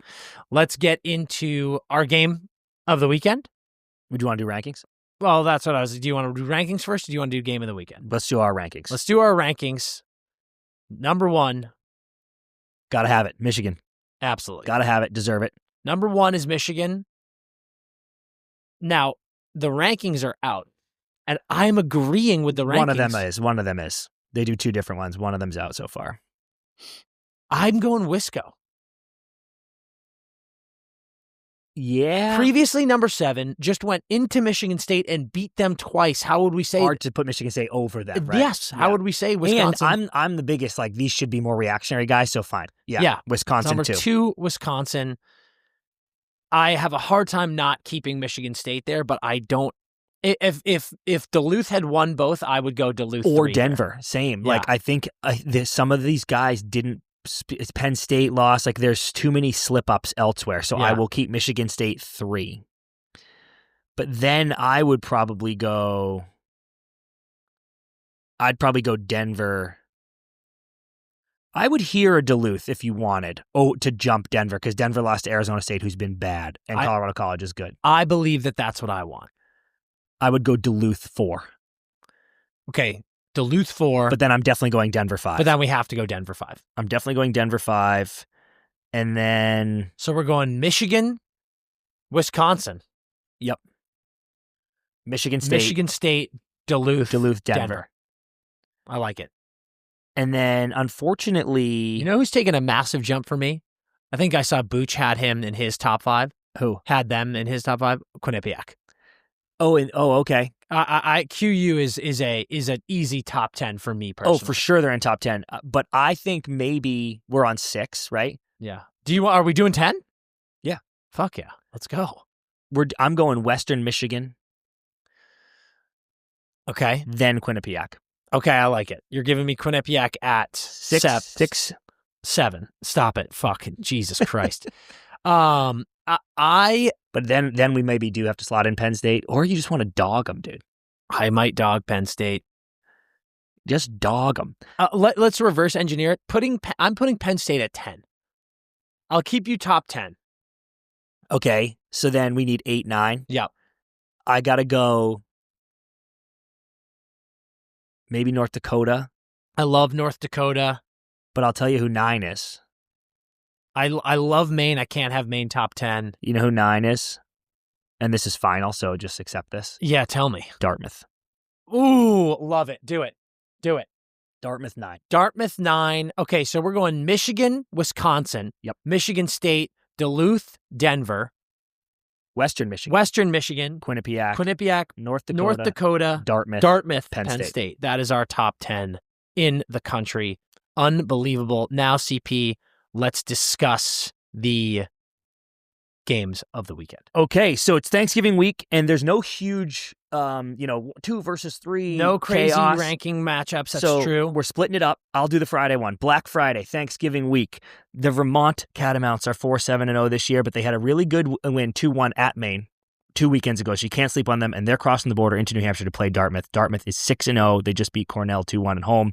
Trying to show the Ivy League some love. Dartmouth is fucking legit. We just named them number 9. So Vermont, Dartmouth, Friday, Thanksgiving. I really, really like that pick by you. It's just great. That's awesome. Saturday, one of our few ranking games, we got BU Cornell. And I like that. Mm-hmm. I like that matchup. It's going to be like 18-19 matchup. However, I'm going Denver, Minnesota. Okay. Denver, Minnesota. We know we've shit on Minnesota, but look at Minnesota just taking care of business against a very good opponent in Penn State. I just think it's 2 illustrious programs. Minnesota, Denver. I really, really like that game. I think it's going to have a lot of pedigree. That's a great jersey matchup. Yeah, too. It is. Great jersey matchup. So that's the one I am tuning into on Saturday. Amazing. Fantastic. Beautiful, beautiful stuff. God, we're loving college hockey. Everyone start dialing in. It's going to be fun to be watching after Thanksgiving too. Yeah. So, get into that. All right, we're taking another quick ad break, and then we will get into our Tyson Barrie interview. Tyson Barrie, one of the funniest dudes in the game. Oh, man, he was a delight. I mean, a true delight. Great stories, great fun. You're going to absolutely love it. So hit these ads, and then you'll hear from Tyson Barrie. Taking a second to talk about one of our favorite sponsors in the game, Lucy. Lucy is bringing you intelligent nicotine for adults, designed by scientists to deliver you the most satisfying nicotine experience in the game, always tobacco-free. The best part about Lucy is the variety. Variety is the spice of life. And whether we're talking about milligrams, they got you at 4, 8, and 12. Or if we're talking flavors, they've got the mint, they've got the wintergreen. And I'm telling you, espresso is changing the game. We're here in the end of November. We're heading into December. You want that warm, cozy feeling. The espresso flavor is fantastic. It's just like having a nice cup of coffee. I don't drink cups of coffee, but I love the coffee flavor. And look at Lucy. It's taking care of me in that form. You got the breakers. You want a little bit of extra flavor. You got the pouches. They're fantastic. That's my game. And I love Lucy because whether you need some energy, whether you need to focus up, whether you want to relax too, Lucy is taking care of all those things. I myself been going to this beautiful golf simulator place that I joined recently, and I'm starting to work on my swing. I want to get laser focused in there and really pay attention. Bang, I pop in a pouch and I'm dialed. Also, end of the day, I eat my dinner. I want to sit back and relax. Bang, I pop in a pouch and I just melt into the couch while I finish up my work, watch a movie. It's absolutely beautiful. Lucy is the nicotine that you need to get on board with. If you're dabbling in this space, it's the best one for sure. So we're going to level up your nicotine routine with Lucy by going to lucy.co/Friday. That's co, not com. Lucy.co/Friday. You're going to use promo code Friday to get 20% off your first order. Lucy has a 30-day refund policy if you change your mind. Again, that's lucy.co and use that code Friday to get 20% off. Lucy products are only for adults of legal age, and every customer is age verified. This is a product that contains nicotine, and nicotine is an addictive chemical. So the other day I called up Bauer Hockey. I give them a buzz and I say, listen, I need you to get in the lab for me, all right? Go into your R&D and then start making something that I want to stick for you to come out with that feels like a mid kick but shoots like a low kick. Could you do that? How much money would you need out of my wallet to make that stick? And they said, Chris, keep your money. Put it right back in the wallet. We already made it. It's already out on the market. It's called Bauer Pulse. And it is the first stick on earth that adapts to the way you shoot. I'm always trying to make my shot with the stick. Not anymore. Those days are long gone. Shoot how you want. The Pulse will adapt to what you were doing, and you will be sniping all the time. It's actually incredible what they've done, okay? They've got the mid-kick feel and the low-kick release, and that brings a new level of speed and accuracy to every part of your game, not just shots, the passing too. They've got a raised ink design on the shaft that provides this like extra grip premium. Remember like the old grip sticks that were too much? This is like perfect way. My gloves will get wet with water or sweat or whatever, and it's just like a perfect level of grip on this raised ink design that it just changes the game of the way you can hold and manipulate the Pulse. And then, okay, it's the blade. It's this stiff and lightweight blade core so you can feel the puck when you're stick handling. Obviously for shots, it's great, but catching a pass and stick handling, it literally feels like back in the day when I'm old, but back in the day when you would use a wooden stick. And when we moved to these fancy new sticks, that was the number one complaint. Everybody was like, oh man, I can't feel the puck like I used to. The old heads, me and the old heads saying, you can't feel the puck like they used to. Remember even the two pieces where you'd have the graphite shaft, but the wood blade just to get the feel? You don't need that anymore because the Pulse does all of that for you. It's actually insane the way it has changed the way I pass, the way I shoot, and the way I stick handle, all with one new stick. I asked them to do it. They'd already done it. It was really incredible. So if you would like to level up your shot, you have to get this stick. You have to get the Pulse.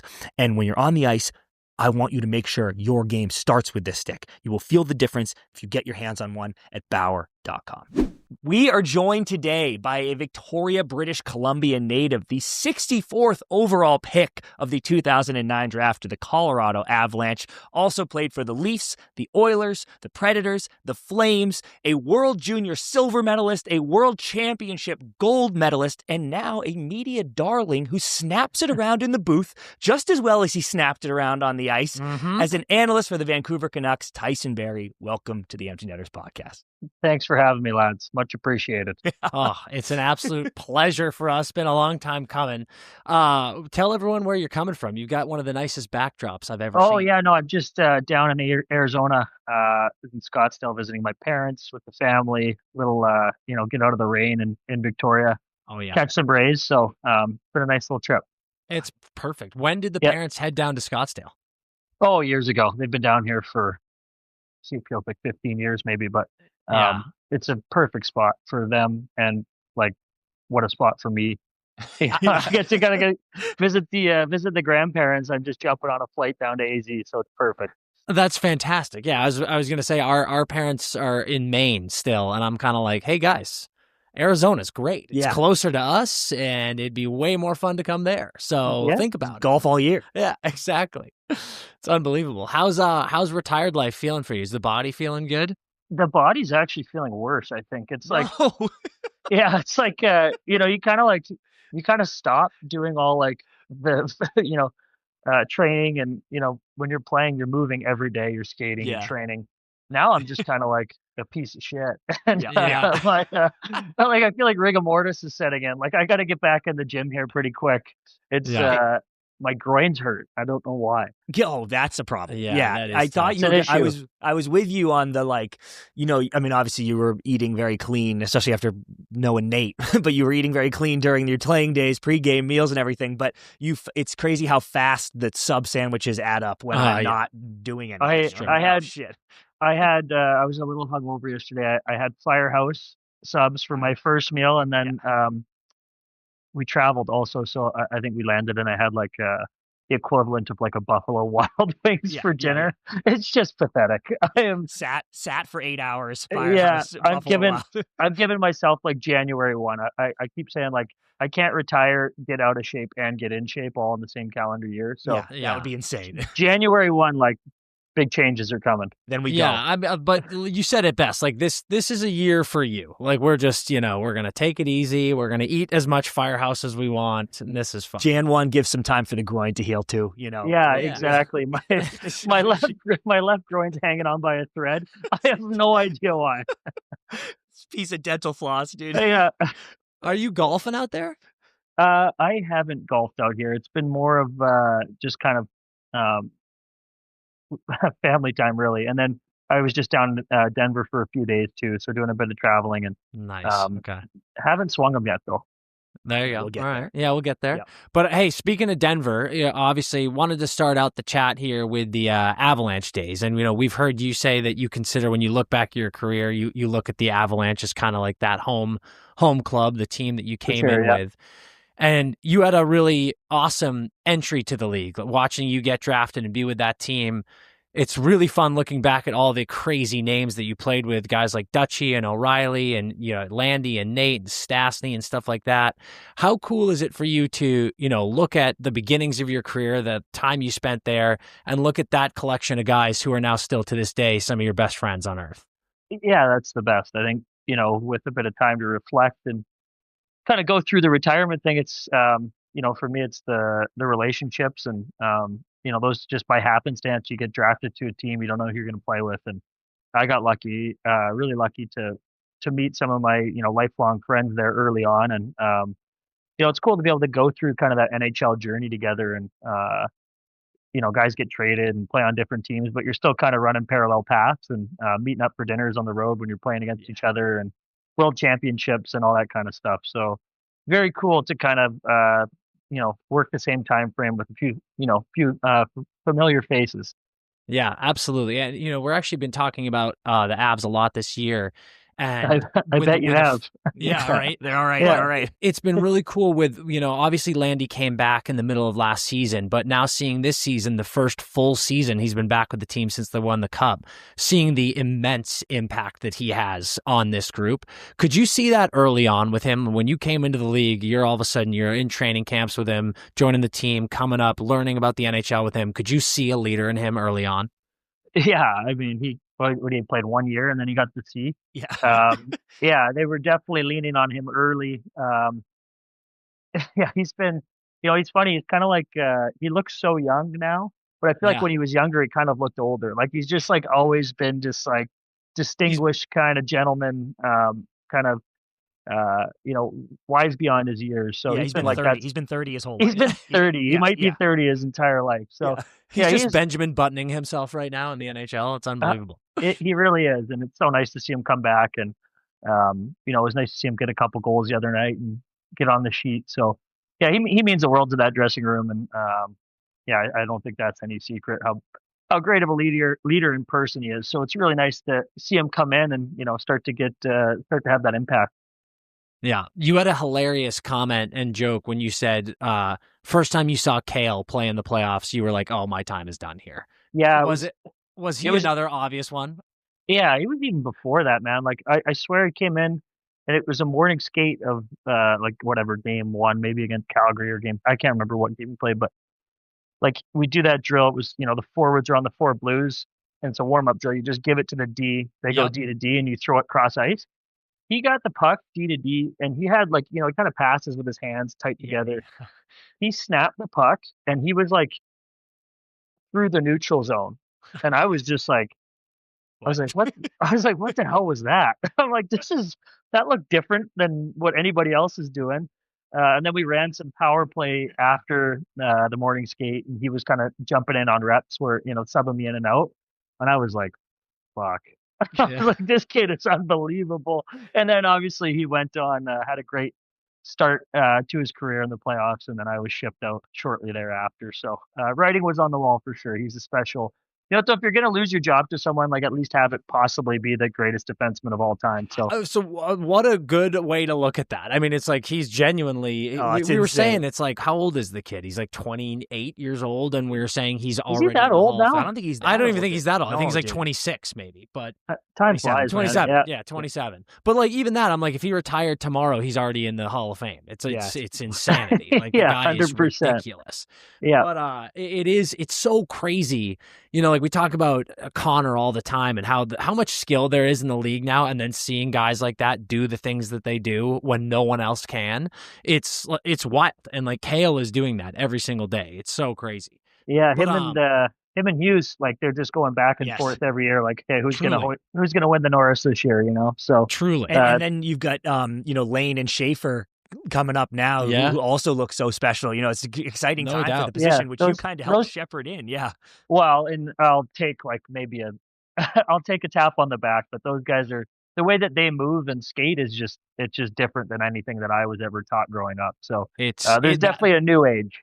I think that is so spot on, man. Like we were talking to Doughty about that. Like, he was talking about, I was at Four Nations, he was talking about Kale, and it's like, the sort of like pigeon-footed pivoting across the blue line, and he's like, I didn't learn that growing up. Like these guys are doing this new thing, and it's fucking nuts. Going into another guy on the Avs, and we were talking about golf earlier. We heard that early days golfing out there with Nate Dogg, he wasn't very good on the course. But then typical Nate spent a summer and just got himself to like a 5. Is that true? Yeah.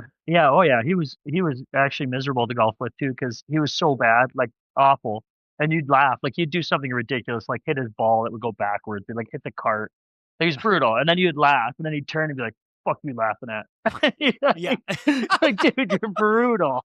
And then he caught the bug. He went and hired a instructor and put in like, I don't know, I think it was one summer, man. It was literally like quick. He left as like a 30 handicap and came back after the summer at like near scratch. Like he was good. And he's just honest to God, if you had said there's one guy in the NHL right now who did that, who do you think it is? I would have said Nate. Yeah. Like it's just like he's such a psychopath. It makes so much sense. Yeah, he can dial it in.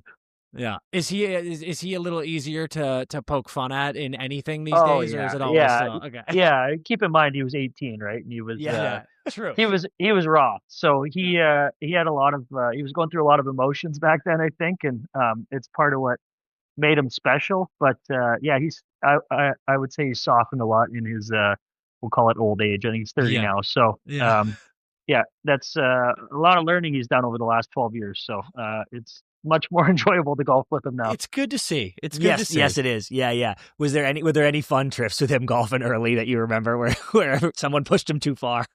Oh no, I mean, we do those golf trips. There's a group of 4 of us that go every year, and we didn't start those until he could actually play, which was nice. But I mean, he can play now, but we still get competitive. Of course. There's been a couple near brawls on the course, but at least it's, we're playing good golf at least, Yeah, true. I mean, dude, they call him Nate Dogg for a reason. Like the dog is in him. It's not going to go away on the golf. Yeah. No, it's in there. He's sweet. He's softened a lot, but like, don't push it. Does he hit it a mile now? I feel like he hammers that one timer now. So he does. Yeah, he can hammer it. He's got like the PXG driver. It just goes like 300 yards every time. Yeah. Love it. Yeah, God. Well, dude, after the Avs, you get traded to Toronto, and which was a huge trade, right? Like Hodry goes back the other way, helped them win a cup. It was a big deal. You come in with a lot of expectations to Toronto, and under Babcock, it wasn't the smoothest start, I'm sure you would say. And then Keefe comes in, and immediately you're a weapon. And I wanted to ask you, we hear so much about the scrutiny and the pressures of playing in Toronto.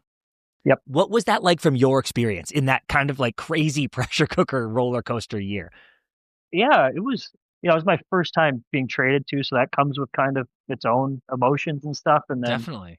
I got traded for Nas, who was a big part of that team. I know he'd taken some belligerent suspensions in the playoffs, but like he was pretty beloved by the city. So there was some pressure that came with that.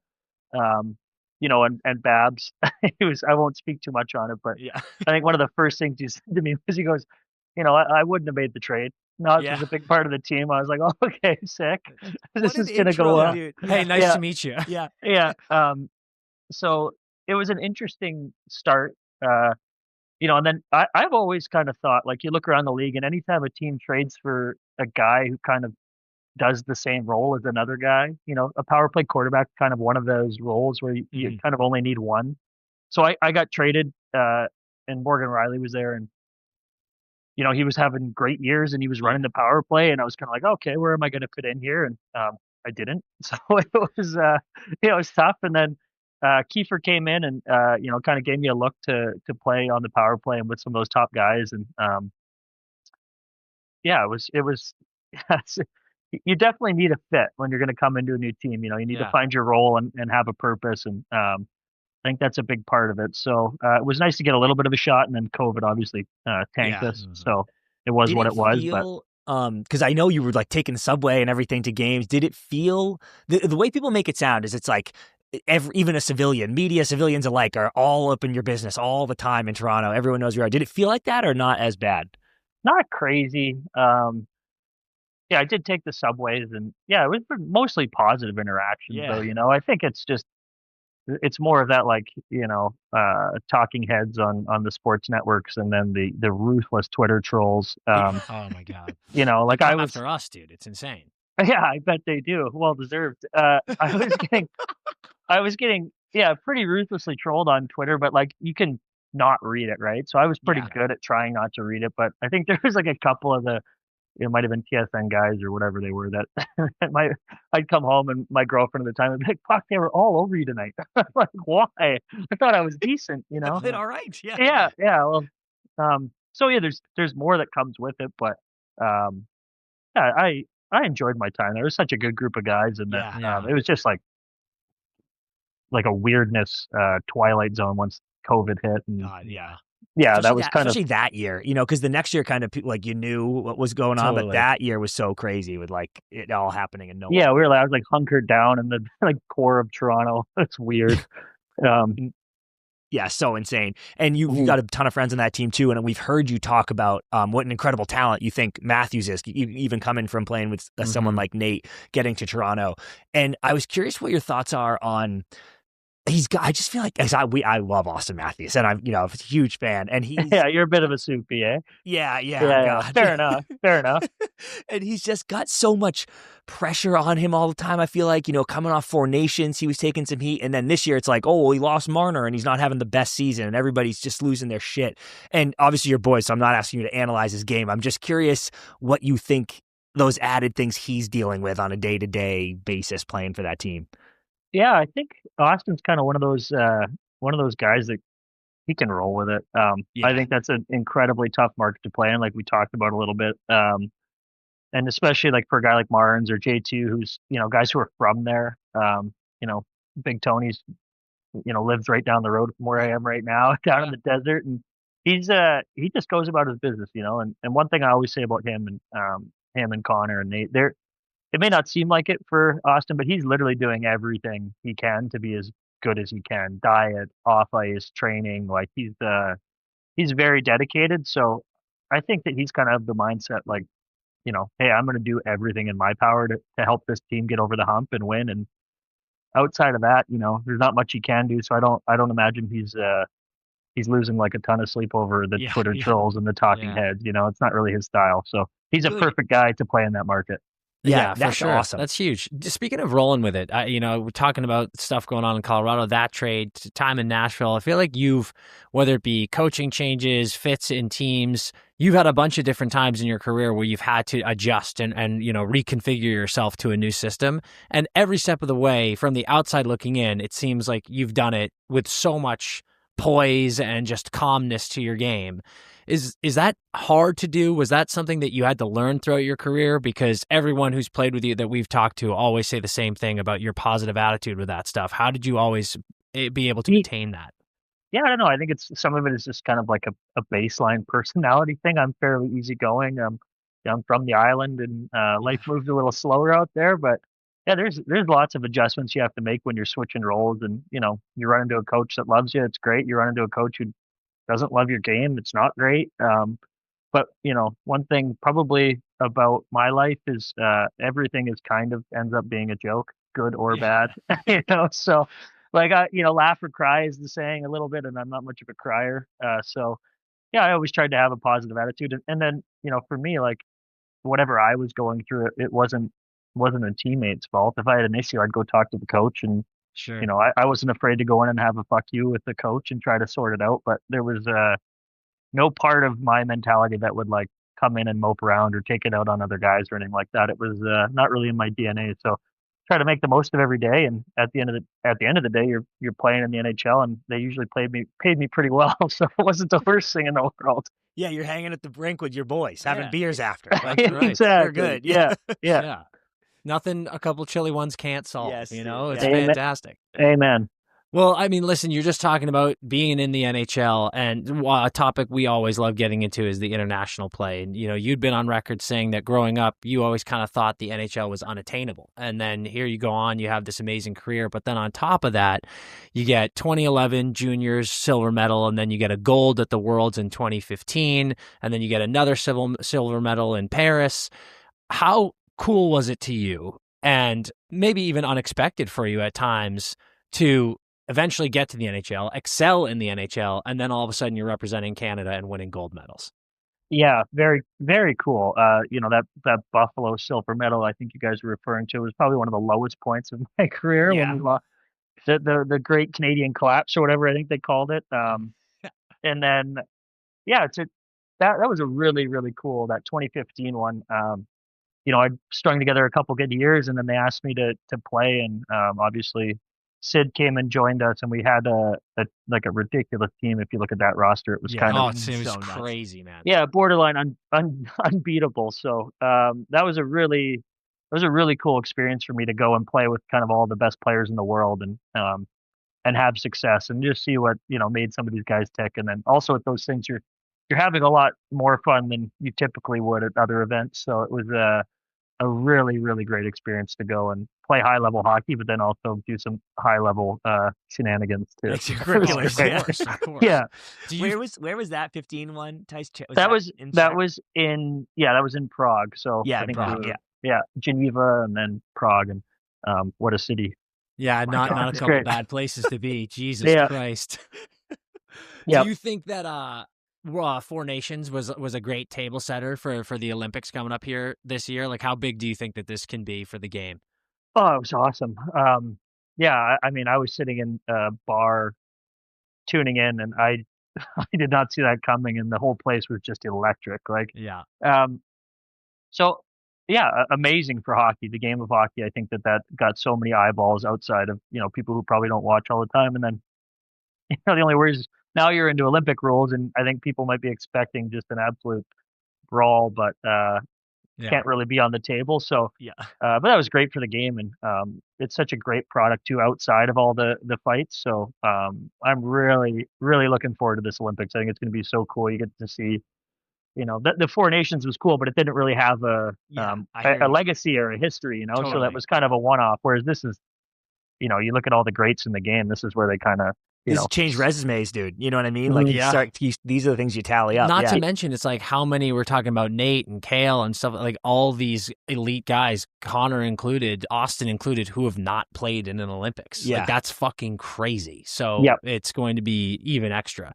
But amidst all of this Team Canada success that you've had, we heard that there was a little bit of a WWE incident in Paris. What can you tell us about that? I knew you guys were going to try to bait me into this one. That was, like I said, there was some high level hockey, some high level partying going on. I maybe got in over ahead of my skis there one night and thought I was the toughest guy in the room, and turns out I wasn't. So I ended up in the emergency room sewing my quad back together, and I won't go too deep into it, but it was an insane evening. 60 stitches, right? 60? Yeah. Is that right? Yeah. Holy fuck. 60 stitches. And but I think I was like I might have even been leading the tourney in points. I had like 10 points in 3 games, and then I thought I was going to the hospital for a couple of quick zips and I'd be good. And then it was like a 6 to 8 week recovery, and bud. I was like, oh, you're on the shelf for a bit, and honestly, everyone was great. Like Joe Sakic was the GM of that team, and that was a call I was kind of afraid to make. Like, hey, I'm in one, and I just remember his wife Debbie in the background on the phone. She's like, don't worry about it, Tice. Joe did the same thing back in his day. There we go. I was like, okay, cool, and I was like, hey, I actually have like a big trip planned with a bunch of the guys after. Like, can I still go? And Joe's like, yeah, absolutely. So I was like wheeling around in a wheelchair all over Europe. That's so funny. What a beauty. That's amazing. Yeah, it's great. Everyone handled it well. Coop was great. It was. They must have busted your ass, dude. Like once you were okay, they must have been giving you such a hard time. Yeah, I think there was like they tiptoed around me a little bit, like because some of the guys didn't know me very well, and then I ended up reading starting lineups in 4 games. Yeah, nice. I was just crutching around. Doing what I could. Listen, that's another good one for the resume. Leading the team in points, leading the team in stitches at the tournament. Yeah. That's fucking fantastic. Just what I was hoping for. Yeah, that's what that's what you dream about as a kid when you're imagining these tournaments. MVP for sure.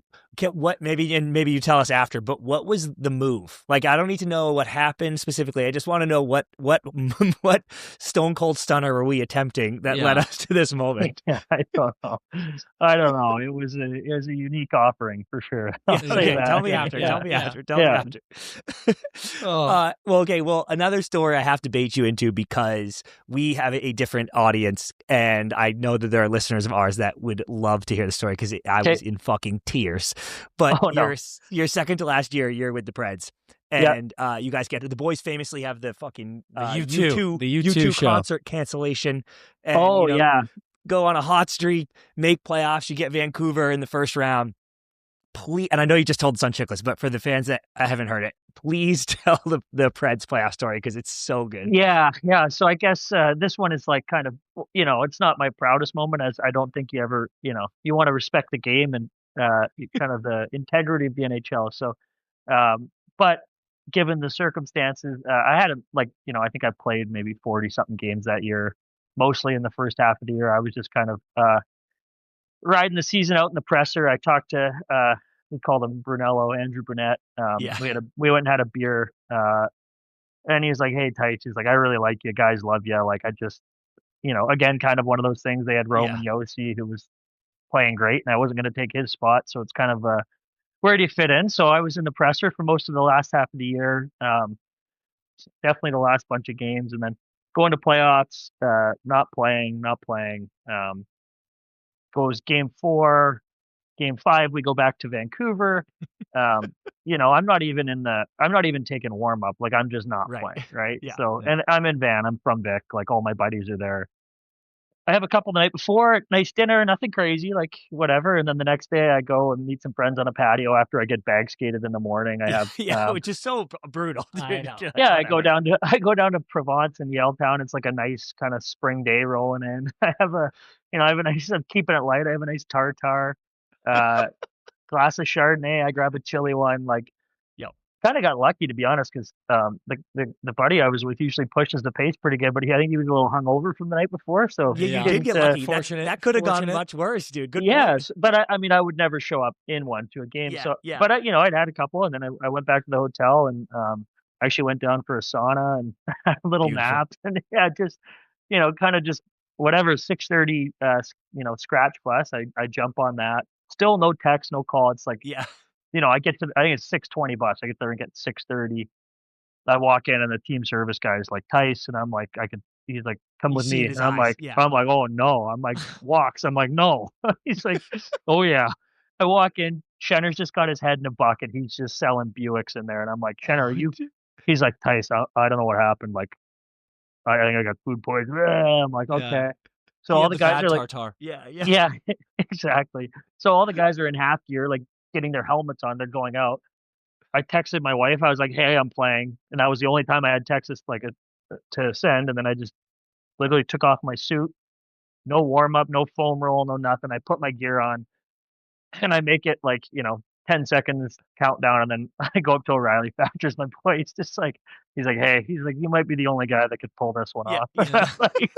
Because he's the only one that knew too that I was out or whatever. And, and then I went out there and we made it through warm up. Shenner tried to do warm up. He got on for 20 seconds. Had okay, so there was still a chance that they were like, just go do warm ups, but maybe you're not playing still. Yeah, but I was like, Shenner's my boy. I was talking. He was like, "Tice." He's like, I think I'm. And then he went out there. He did like 2 laps and had to go shit himself. So I was like, okay, I'm going. And then I just remember sitting on the bench and towels are out, 20,000 towels. I think I was sitting next to Yost. I was just like kind of having an existential crisis. I'm like, "Yost, am I really sitting here right now? Is this a dream?" He's like, "You're here, buddy." I'm like, "Okay, we're doing it." Oh my god. I had a shift and I actually played pretty well. Like, if you went and checked the tape, like non-distinguishable, I was snapping it. So, I was gonna say I had one hell of a game, before being honest. Yeah, I mean, my apple was a little cheesy. I think it was just a drop to Yost, who went end to end, but still, we'll take them, dude. Yeah, don't ask how. And then that was an elimination game, right? Is that wrong? Yeah, I can't. Right. Yeah, game 5 elimination game. It was my last playoff game of my career. Unfortunately, it's actually such an epic story, though. I mean, it's such a good one to have. It's fucking incredible. Like, one you'll never forget, eh? Like, come on. And honestly, I've played and been hungover and have had anxiety leading up to the game and stuff. Like this one, there wasn't even time to have anxiety. I didn't have time for thought between trying to tape a stick and get my skates on, and my gear was all wet from the morning skate. I was like, "What is going?" I think they had it packed up, we were flying out. So it's just brutal. Yeah. And hey, and you didn't tell your boy, right? Like, didn't the guy you were having lunch with didn't know? So oh yeah, exactly. So he was going to the game with a bunch of friends, and then he sits down or whatever, and he's looking, he's like, "Fuck, is that Tice? What is he doing out there?" He couldn't believe it. That was funny. He's like waving a glass of Chardonnay at you through the glass. Yeah. God, I mean, like it's just such a good story, but add to the fact that you're playing in the hometown makes it an even better send off for so the true. playoffs. You know, Yeah, like, that's and so cool. I almost played my way back into the lineup. Like her year-end meeting, Brunello was like, "Hey, we were on it. We had to debate hard if we were going to put you back in there or whatever." I was like, "Oh, yeah, game 6." They're like, "What? If it ain't broke, you get those wins, and you're like, let's keep going." Yeah. At least that was a thought. I don't think I was a thought for months. So I was like, at least I put a seed of doubt in there. We will take that, dude. We will take that. Yeah, that was a crazy series. Incredible. Man, another great story for a number of reasons. But a couple of years ago, you get married to your lovely wife, Emma, on the island, which I heard was an amazing time. But heard there were also a couple of unexpected guests at the wedding. Oh, yeah, the Crashers. You had a real-life wedding crasher situation at your wedding. What the hell happened there? By the way, I'll add, too, because, like, who was it? Sam Bennett, maybe? Yeah, must have been Bennett. Yeah, Benny. Got married this summer, and, like, none of the boys were there. Because he was like, it's really small. It's not families. I think maybe Kachuk was there, and that's it. Your wedding, very opposite. Yes. Like the boys. All the fellas are there. Yeah. And you have actual crashes, so go ahead. Yeah, I mean, that was such a fun weekend. It was very cool to be able to show off the island in that way. But I got it all secondhand because nobody really bothers the bride or groom with that kind of stuff right on the day. But especially if you're crashing. Yeah. The way I was kind of explained to me is, everyone was starting to get loose and the dance floor was going, and these kids were, called teenagers, were kind of walking around. Oh, they were that young. Wow. I don't know, maybe 19, 20-ish, young 20s. I don't know. They were kind of walking around and they were grabbing some pictures with guys, and everyone just thought they were like family of mine or whatever. And then I think Davo was like to Bain, who's my agent, and he was the MC of our wedding, who's a ridiculous human. He goes, "Hey, Banner," he's like, "These guys are kind of like weirding me out, I think, or whatever." And he's like, "I don't know, maybe they're family." And then Bain's like, "Oh, I'll go talk to him." He's like, "Hey guys, like, how you doing? I'm Bain." And they're like, or I don't know if he said that. He's like, "Hey, how are you guys? How do you know Tyson or whatever?" And they're like, "Oh, we're his agent's cousins." And Bain is my agent. Banner's like, "Oh, brutal guy to say that too." Yeah, exactly. God. So Banner's like, "Oh, well, nice to meet you. I'm Tyson's agent, Bain." And they're like, and so, yeah, he's like, "Hey guys, like we can handle this, like, the right way, and we can get or whatever." And he escorted them out, and they kind of left quietly or whatever. And then they sent like a big email, kind of saying sorry and all this stuff. Oh, they did. But yeah, they did. But again, I don't have all the story. It'd be better. You should have Bain on here one time. Seriously. But it was just funny though, because they probably, like, if they would have just played it cool, they could have got away with the whole evening, I think, Dude, and I'll add, their backstory was actually genius. Like, they got extremely unlucky that's who spoke to them, but otherwise I would have been like, oh yeah, okay. That is a degree of separation enough where I wouldn't question it. I'd be like, no, you couldn't. You'd be like, oh yeah, he's tight with Bain. Like, I'm sure he's tight with his cousins. They kind of got a bad bounce, but I guess they were being a little, like, they had the cameras out a little, like, we just said, like, hey guys, like, nobody film, nobody do anything, and they were the only people that were like, Connor McDavid. Yeah, exactly. So they probably could have had a great night, and we could have ended up being homies, but they just kind of blew it, got a little excited. Fumbled. Yeah, it happens. Good try. Is it like I mean, how tight knit community is it? Like, do you know everybody there? Like, how were they able to email you after? How did they get in contact? I don't know. I mean, the island's not big, so you're usually one degree. It's big enough, but you're 1 degree of separation. And they emailed Bain. So but yeah, it was interesting. But what a great weekend! What a great weekend! Yeah, exactly. Hey, any highlights you can share? I know some of that was crazy, but like any awesome memories from that rip with everybody. Oh man, yeah, that we played a round of golf at the Victoria Golf Club where I'm a member, and pretty, like, could be a little stuffy and hard to get out to, and they just they treated us really well. We had everybody out. We were just being complete donkeys, and no one left at Nate. Yeah. Yeah, exactly. Well, the group was Nate, Sid, Davo, and Marnes was the group. So awesome. that was a good crew, and everybody just had a blast, and the kind of debrief post round on the patio, everyone was just so in one, and the wedding was morale was really high, and it was cool for me to kind of have that in my backyard and have everyone kind of come see the island, was just awesome. And then there was the one night at the local that was just bananas. Yeah. I don't know, guys. I just remember, like, night before.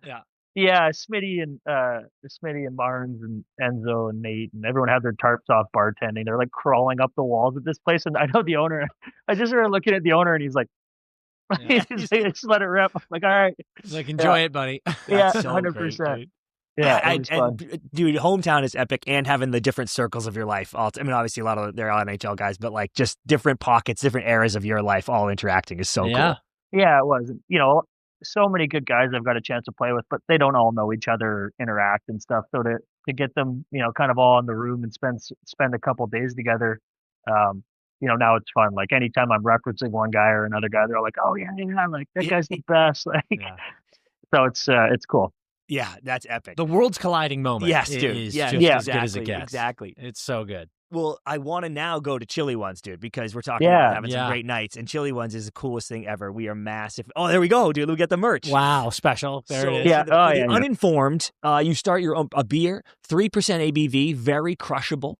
80 cals. 80 cals, which is amazing. 10% of profits go to the Power to Give charity. You've got a non-alcoholic version now. You've got tons of NHL guys investing. So I just want to know, how did this start? How's it going? Tell everyone where you can buy them, the whole rundown. Yeah. So, I mean, the chili one is like a cold one. We just always called them chili ones when I was playing. It was kind of guys would just be yelling it at each. It just took on a life of its own and was obviously a bit stupid, but funny. So I think perfect. I was hammered one night, obviously, and I just put it in my notes, like, be fun to do a beer called chili ones with my buddies. And actually that wedding weekend, we got the first, we had a growler of chili ones on the golf course that day. And, me and Mike Smith, and we tried it, and he's like, "Fuck, this is good." I was like, "Yeah, dude, okay." Nice. What an incredible opening ceremony. That's awesome. Yeah. God. But yeah, it was just kind of like very serendipitous. I had it in my notes for probably 2 years, and then a guy in the beverage space reached out kind of quite randomly. Was like, "Hey, would you or any of your hockey buddies want to do like a whiskey or a wine or whatever?" And I was like, "Oh, dude, I want to do a beer." He's like, "Tell me about it." Like, it's called Chili Ones. It's like just the most drinkable beer on the planet. I was kind of referring to it as like, the night before the game beer. All day golf course, where you have to like, you still want to be social and do the thing, but you don't want to be hungover, kind of dragging around. So that was the idea, I think, and we found a really good liquid, and it just kind of took on a life of its own. I called like 5 of my best hockey buddies right away, and I was like, "Guys, am I nuts? Or like, should I start a beer?" And they're like, "Absolutely." Start a beer. Yeah. So yeah. It kind of snowballed from there, and I think there's 18 kind of current and former NHL guys in it now, a couple musicians and good friends, and it's just been like a really kind of fun thing to be able to dive head first into after hockey. And we're widely available now in Alberta. Going to be more so available in BC here hopefully soon, but and then we've got plans to move down to Denver, kind of spring, summer. Nice. And but yeah, it's definitely Alberta is where you'll find it in co-ops and I think superstores and Boston Pizza and a bunch of different chains. So look for probably in the new year it'll be pretty widely available. Good. I can't wait to get them down here. We love them. What was there's, I mean, I hand up, other than Guinness, I'm not really the biggest beer guy because I want them to be more crushable. And then someone had a pack of them at our beer league game, and I was like, it is without a doubt the best post beer league beer I've ever had. It is, and it's not. You can't advertise it, but it won't get you a Dewey on the way home. You can have one, dude, right? You can have like, 2. It's less. It's just and it's obviously light calories, low carbs, like a little better fantastic. for you. You get that kind of camaraderie and the social aspect without having to send it too far. So yeah, it's a cool product. What was the process of like going through the taste testing like? Because I imagine that was an important part for you of like making sure it tastes good while also being light and all that. Did you go to a bunch of different places? Yeah, and we got lucky. We Gary, the guy who we did the original brew with, he's like Canada's most decorated brewmaster. He like goes to the World Championships. He's got a bunch of gold medals. That's awesome. Yeah. He's a huge soccer fan, and he always goes to Europe. And in Germany, particularly, they have it's a German flight, and it's a table beer, so it's a little bit less. It's 3%. So he came back and around the same time just brewed a 3% Fleisch beer because he loved it. And so when I met him, we were talking about it, and he was like, "I think I might have the beer for you." And I was like, "Okay." Good template. So, yeah, so we went and tried it, and I was like, dude, this is unreal. And that was kind of simple. And now, so the original recipe is, we got on pretty early because it was just kind of a no-brainer. And then the tough part is when you start co-packing at different facilities is getting that, to the consistency of each brew. But we've got it down. There's different water hardness in every city and all this stuff that goes into it. So it's, but we've got it down pretty good now, and we're pretty happy with kind of the consistency that's coming out of all the breweries. Fucking right. That's perfect, dude. It's so awesome. We brewed beers in our garage for 5 did. years. We called it the 5-year plan Brewing Crow. We brewed 1 beer per summer for 5 years and then shut her down. But it was fucking awesome. It's a great run. That's electric. Yeah, hell yeah. It was amazing. Well, dude, I mean, it's just so cool. I mean, I love seeing when guys like you finish up and then get something like this that's so cool that keeps bringing all the boys together. It's so awesome. So, I mean, listen, we will make it the official beer of the pod. So I love when it. you get down here, get into LA, let's make something happen. Hell yeah. We'll be in the States here pretty quickly. We'll have beer available so we can get out a couple pallets to you or whatever. But yeah, it'd be great. I can't wait. We're always looking for nice collabs. We'll talk biz. We'll do some stuff. I love it. Have you added it? Have you added a Chili Ones draft to your little speakeasy, or is it just Guinness still? Well, Guinness is downstairs. It's a little moodier down there, Yeah. I like it when it's on the island. It gets a little snotty sometimes. So when it's piss and rain, you go down and you think a few. But I have Chili Ones on draft in the backyard. For those, those nice summer days. And, dude, that's actually perfect. That's actually genius. Yeah. That's where I want the Chili Ones. That's where I want the Guinness. I love that thing you said about the speakeasy of wandering in there after dinner and somehow you come back out in the morning. Oh yeah, it's quite a unique little spot down there. We call it the submersible. Once you enter, dude, it spits you out at like 4 a.m. and you're like, what just happened? But it's a great spot to kind of yell at each other and play games. And Dewey's basement's got Guinness on tap too, and the same thing happens. I have been down there. I'm like, what day is it? Yeah. Every time. Yeah, it's the best. What a beer Guinness is. It gives you us as a kind of the startup. It's like. It's like a Gretzky of beer. So we got something to work toward, Yeah, right. Yeah. Important to have a goal. Yeah, exactly. Well, Tice, we finish off every episode with a game we call Pass, Shoot, Score. So that's what we're going to hit you with now. Basically, it's just a ranking system. We're going to give you a few different categories and 3 things in the category that we know are special to you. You got to rank them pass, shoot, score. Passing's great, like snapping it around. Shooting, getting pucks on net is better. Scoring is the ultimate goal. So it's basically going to be a 3-2-1 system. Okay. Your first one's going to be food. So your pass, shoot, score is going to be the chicken parm from Cafe Martinano in Fort Lauderdale. Yeah. Your chickpea pasta and a turkey bolognese game day meal. Or Mom's chicken teriyaki with potatoes and broccoli. Okay. Unfortunately, I switched up from the chickpea pasta and went back to regular pasta. So had a feeling. Fucking Nate, dude, get your chickpea bullshit out of here, Nate. Oh yeah, he was yelling at Zadorov, not me. He was just spooning Alfredo. I would go. So pass would probably be the chicken parm. The shoot would be my mom's teriyaki mashed potatoes. Just a lot of nostalgia there. Yeah, and then the score is like anytime I can make my pregame chicken pasta, like cacio, kind of olive oil, salt, pepper, little parm. Yeah, it's electric. That is beautiful. So I was going to ask, what are you cooking these days? But it sounds like you've just switched out the chickpea for normal pasta. Is like Italian the ultimate for you? Yeah, probably. I think Italian sneaky ticks a lot of boxes. You can go pizza, you can go chicken parm, you can have like a nice bistecco steaks. But I love sushi too. Doing that gig with the Canucks now. I'm that over and back in Van all the time, and I'm just pretty much living off pack rim lobby bar sushi. So. Tartar. Yeah, don't hate it. Don't hate it. No. I love it. That's so good. Okay, your next category is outdoor activities. Okay. Pass, shoot, score. A day of golfing with the boys. Taking the boat out, maybe dropping a line. Yep. Or driving the pickle to a remote beach. Ooh. Probably go pass is the golf with the lads. That's a great day. But you can kind of get that everywhere. Yeah, you can do that everywhere. Yeah, I would say you could almost combine the pickle and the boat, because you could take you sure the can. Volkswagen over to the ferries and go find some absurd island or whatever. It's a smart man right there. Such Dude. so maybe these are loopholes. Maybe pass though would be the we have a boat that we like to get out with friends and go find some of those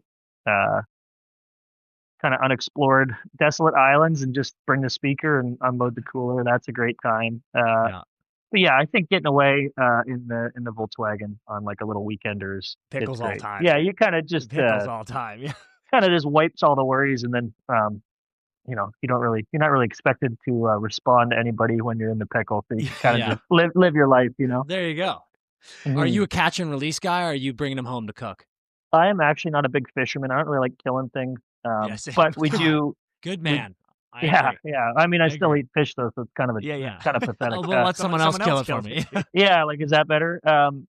No, we do drop a lot of crab traps though, so that is nice. That is really fun when you go out, drop the traps, go have your day, and pick them up on the way home, and then I actually did that with those things, dude. I actually did that with Luke Shen this summer. He came out with his family and stayed at our place, and the kids were loving it. We made crab pasta, and we had like Wagyu in the pizza oven. He was like, "Oh, this is unbelievable." He's a big eater, so that was a cool day for him from Sasky. He doesn't get out on the ocean much.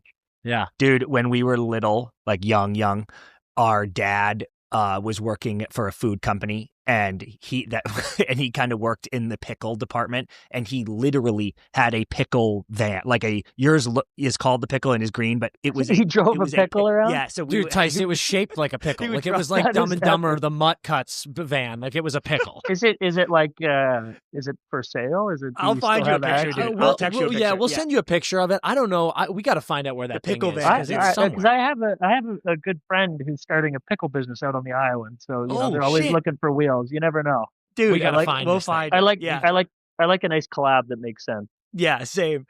Hey, where would snowboarding have ranked if that was on there? True. Now that you're retired, you're allowed to do that again.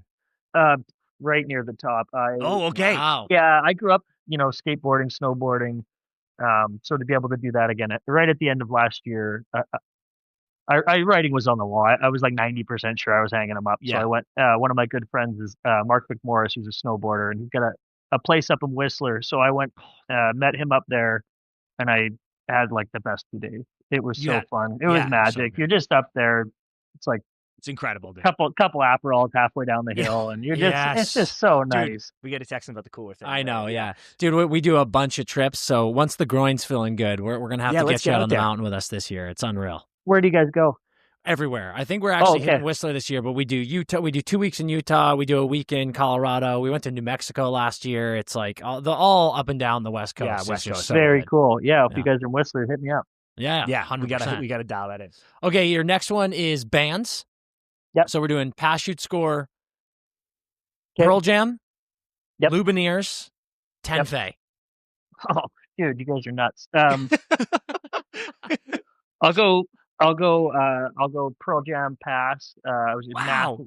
I was a huge Pearl Jam fan. One of kind of a iconic, obviously, band. Spent a lot of years going to a lot of shows. Yeah. Tenfei, I will go. What is it? Shoot is next. Yeah. Yeah, and they're one of my 5 favorite bands of all time. Wow. Sick. And I got a chance to be involved and be a part of that, so that's really cool. But then I'll go Score with the Loomies just because Wes is one of my best buddies, and I was with them. I was with them last night, so it'd be kind of a sick. Yeah, a little fucked up. Yeah, and also they're fucking amazing and kind of selling out stadiums, and they're doing their thing. So they're ripping. Did you have you met Eddie yet? I haven't. That would be. I'm gonna make that happen, dude. Yeah, Chelly, we can make Chelly make that happen in 2 seconds. Good call. Good call. Come on. Perfect. That'd be cool. Yeah, done. Twist my fucking arm. Get you a signed axe, and then we're out. Then they'll move up the ranks. Yeah. Yeah, I got a Tony Hawk signed skateboard in my garage, and I got like a Pearl Jam skateboard. I've wanted to get signed for a long time. So if that ever happened, it'd be very cool. I heard Eddie's like just the greatest dude, and would love to rip a cig and have a couple chili ones with him. That'd be great. Yeah, all-time day. Ripping darts with Take Eddie with a Vedder. pickle. Not bad. You're tight with Biebs, though, too, eh? Yeah, tight's loose. I mean, he's such a nice guy, and I spent a bit of time with him when I was in Toronto, and Yeah. we keep in touch here and there. But yeah, he's dropping heat too, a couple new albums, and just a really, really sweet human, and had us over to his house a few times, and So sick. just a good man. I'm always rooting for Biebs, and nice to see him crushing it. Yeah, well agreed. said. And did you meet Wes? Do I have it right? You met Wes through Trevor Gretzky. Gretzky boys are buddies with us too. Is that how you met? Yeah, You got a long yeah. time ago. They were playing a show in Edmonton, and Trevor and I don't know if Wayne was there or not, but they took the band down on the ice and the practice rink there. And Trevor's like talking with Wes. Like, "Oh, where are you from?" He's like, "Oh, Denver." He's like, "Oh, one of my best buddies lives there." You gotta so he just linked us in a group chat, and then we kind of took it from there. And I got to go watch him open for Tom Petty in Vancouver. So sick. Jeez, what a fucking show. Yeah, and then he got off stage, like Wes opened for him and came off stage, and then just came and sat with us like 8 rows back, and we drank wine and just kind of had a nice night. And turns out he lived like 5 minutes from me in Denver, so it's perfect. So sick. Amazing. Okay, here's your last one, and this is a throwback, but I just got so fired up when I found this little tidbit. This was like, God, you were in Toronto, you're playing for Toronto, and I don't know what it was for, but you were doing like a diary. You're like, this is what I do day to day. Like, okay, I don't even know what this could be. Yep. Yeah. No, it's good. Don't worry. Okay. You're it said game day, you wake up, you go in, you skip the pregame skate, do the power play meeting, cut your stick, tape it up, go home, and then right before your nap, you would crush an Arrested Development episode. That's what you wrote. And I was like, fuck yes, dude. That's my favorite show ever. And I was dying. So you were going to pass, shoot, score 3 Arrested Development characters for me. Okay. Job Bluth, Tobias Funke, or Lucille Bluth. Okay, I'll pass Lucille. No, Tice. Dan loves Lucille. Oh, Lucille is so funny. She's an angry alcoholic. She's electric too. She needed some chili ones. I'll tell you that much. She would have been much better. I'll shoot Tobias Funke, and then I'll go with what do we score on Job? I just think that's such an iconic character. He's such a ridiculous human. And I've heard Will Arnett's a great guy too. So no brainer. Yeah. Oh, dude, was that one of your favorite shows, or you were just in a kick during that time in your life? Yeah, I mean, you could throw it in there, top 10 with a bunch of others that kind of, once you go through the series, you kind of do a couple years and come back to it, but always kind of a no-brainer if you're looking for something to, help fall asleep or whatever, you throw it on. Dude, those first 3 seasons, the rewatch will have me in tears anytime. Oh, it's so ridiculous. So good, dude. It's just so perfect. It's unreal. I love that. That made me so happy when he was like, I watched Arrested Development. And I think at the time, I'll have to go find the article again, but it was like right around when season 4, they were doing the season 4 That's bullshit. right. And Tyson was like, he was like, I don't love it. I was like, me neither, dude. Yeah. It's old. Guy's got good taste. Yeah. Yeah. I like to think so. All right. Well, Tice, this has been an absolute blast, man. We can't thank you enough for popping on. Before we cut you loose, is there anything else you want to shout out? Anything you want to plug? No, I think that was great, man. It's we got chat hockey and friends and music and chili ones. You kind of covered it all. So nothing else you need in life, to be perfectly honest. No, not particularly. That was great. And sorry, it took me a little while to log on there, but no. I'm not sure what kind of platform you guys are using here, but don't even get us started, dude. It's a Lockheed Martin product. It's really you solid. guys have got the nuke code. All right.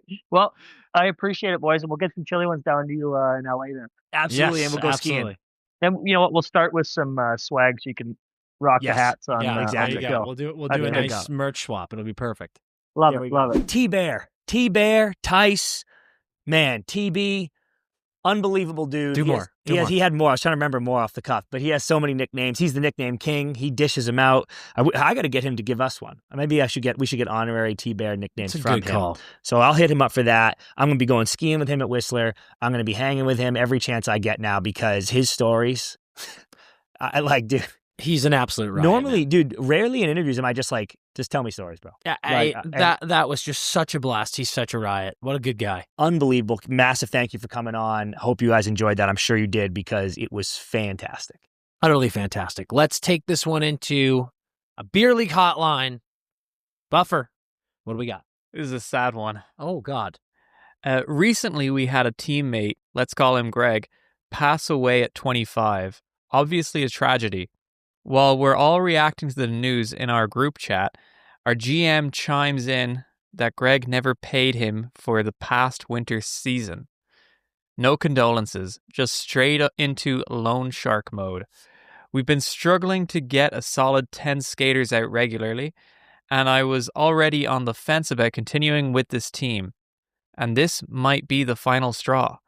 Wanted your thoughts because bailing on the guys is never easy.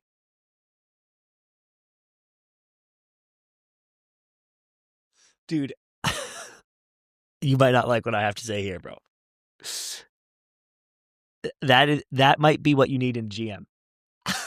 I'm not saying I want to be him. I'm not saying he's a good guy. I'm just saying that might be what you need in a GM. Front office jobs aren't for everyone. They're not for everybody, dude. They're hard, and they are stressful. Dude. And by the way, an NHL GM is spending billionaire owners' money. A beer league GM is putting 5 figures on his credit card. And then going, boys, you got to pay me back because the credit card bill got swiped. Dude, and here's the thing, man. Greg. This is awful. I'm so sorry that Greg has passed. But if we don't get that money, you are all paying more. Greg. The GM's looking out for you. The GM's doing what no one else will do.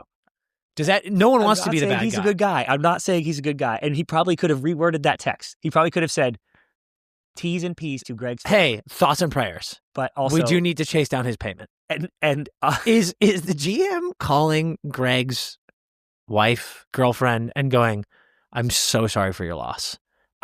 Unfortunately, Greg does owe me. What is your Venmo? Greg does owe me $600. Have you taken over his It does say no condolences, so he's calling the wife and saying, where's the money? Well, I'm saying I hope to God that when he does call the wife, he adds in those condolences because that's not going to fly. If he just goes like this, hey, Greg does owe me $600.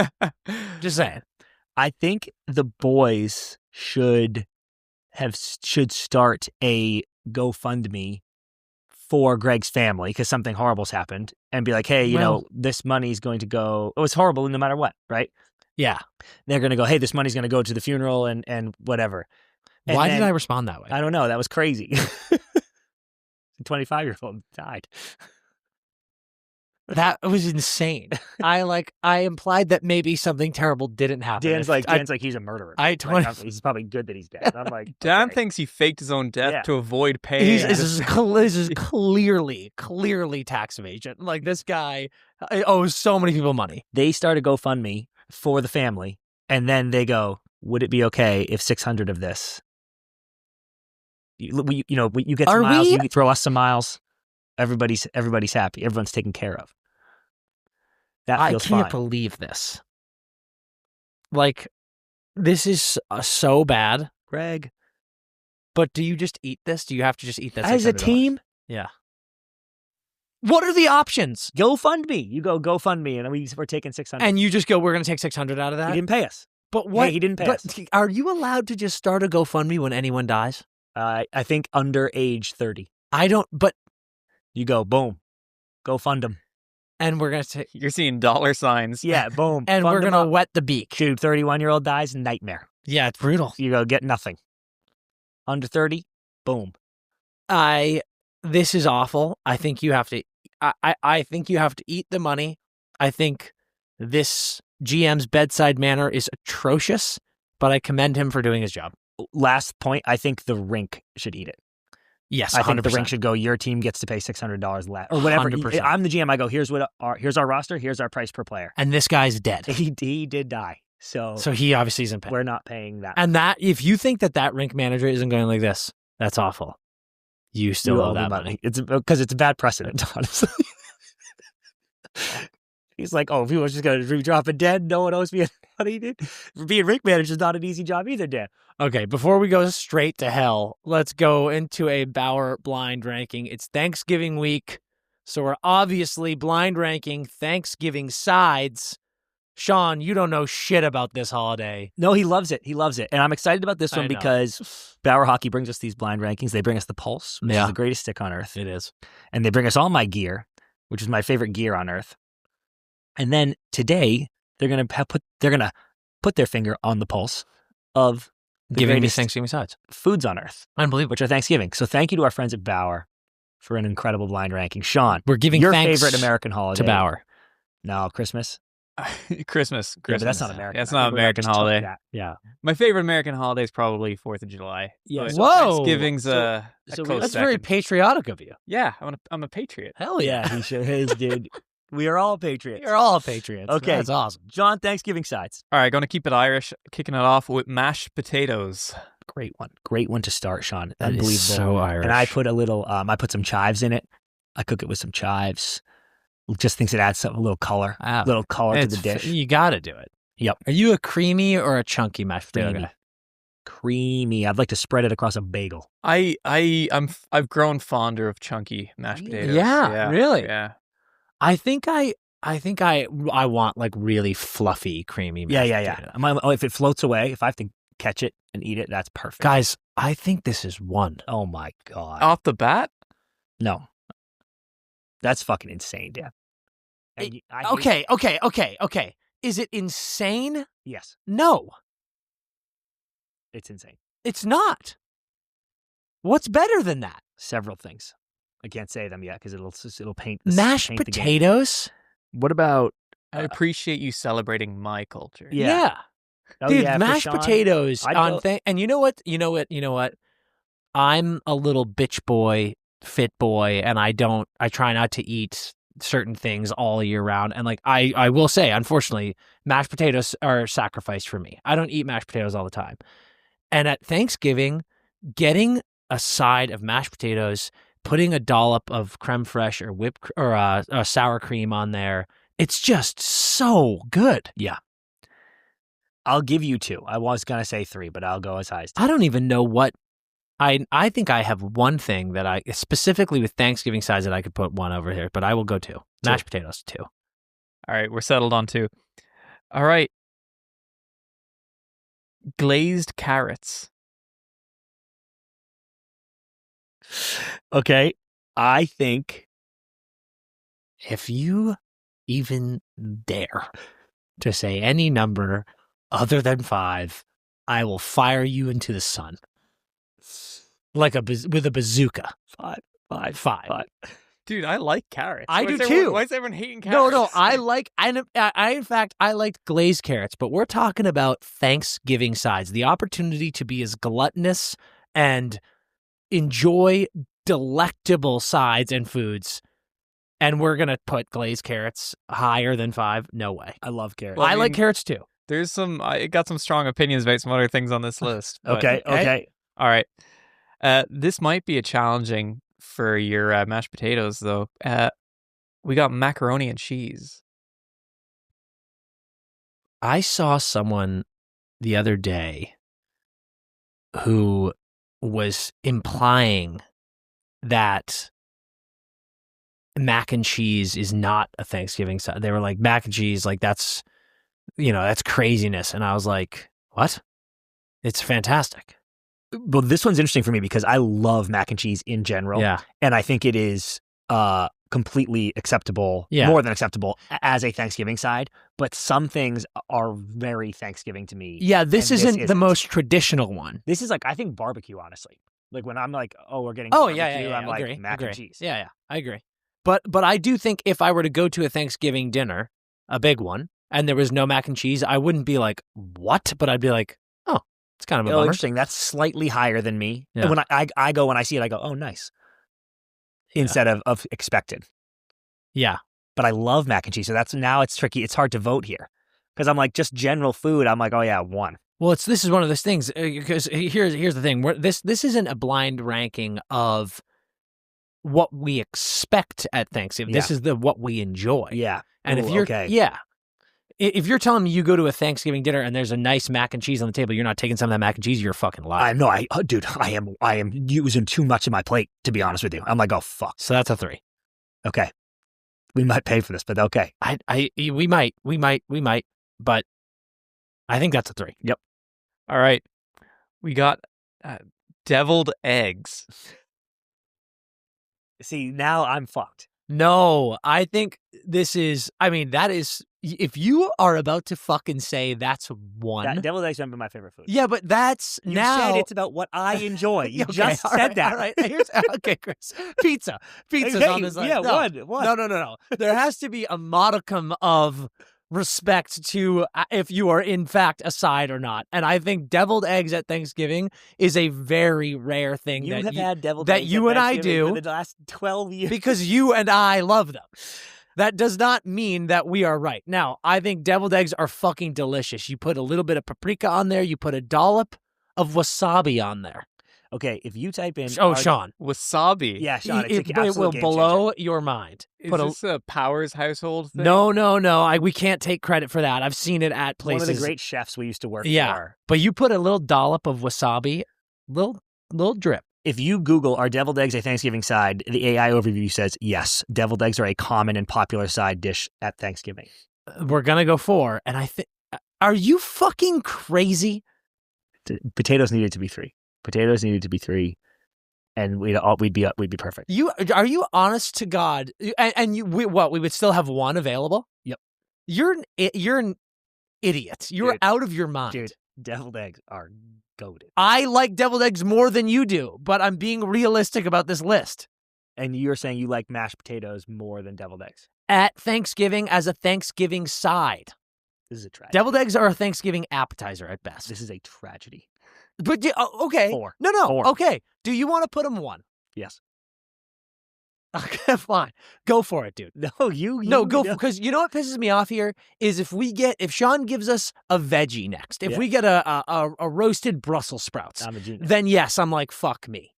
But I want you to know that doesn't mean you're right. And deviled eggs are the number 1 Thanksgiving side over mashed potatoes and mac and cheese. Just admit that you're a fucking anarchist. You had said that you only had 1 thing above mashed potatoes, so that feels like Russian roulette. If we save 1, then I'm like, well, I wanted mashed potatoes 1. You've already fucked me. I've been fucked from the beginning. okay. So why don't we just live in this wacky world that you're in and go deviled eggs 1. But if the one thing that I think gets said here, I'm walking out of this. Something I like. I'm walking out of this set. There's something I like more too, so this could go badly for me. Okay, deviled eggs 1. All right, you ready? Yep. Yeah. Pumpkin pie.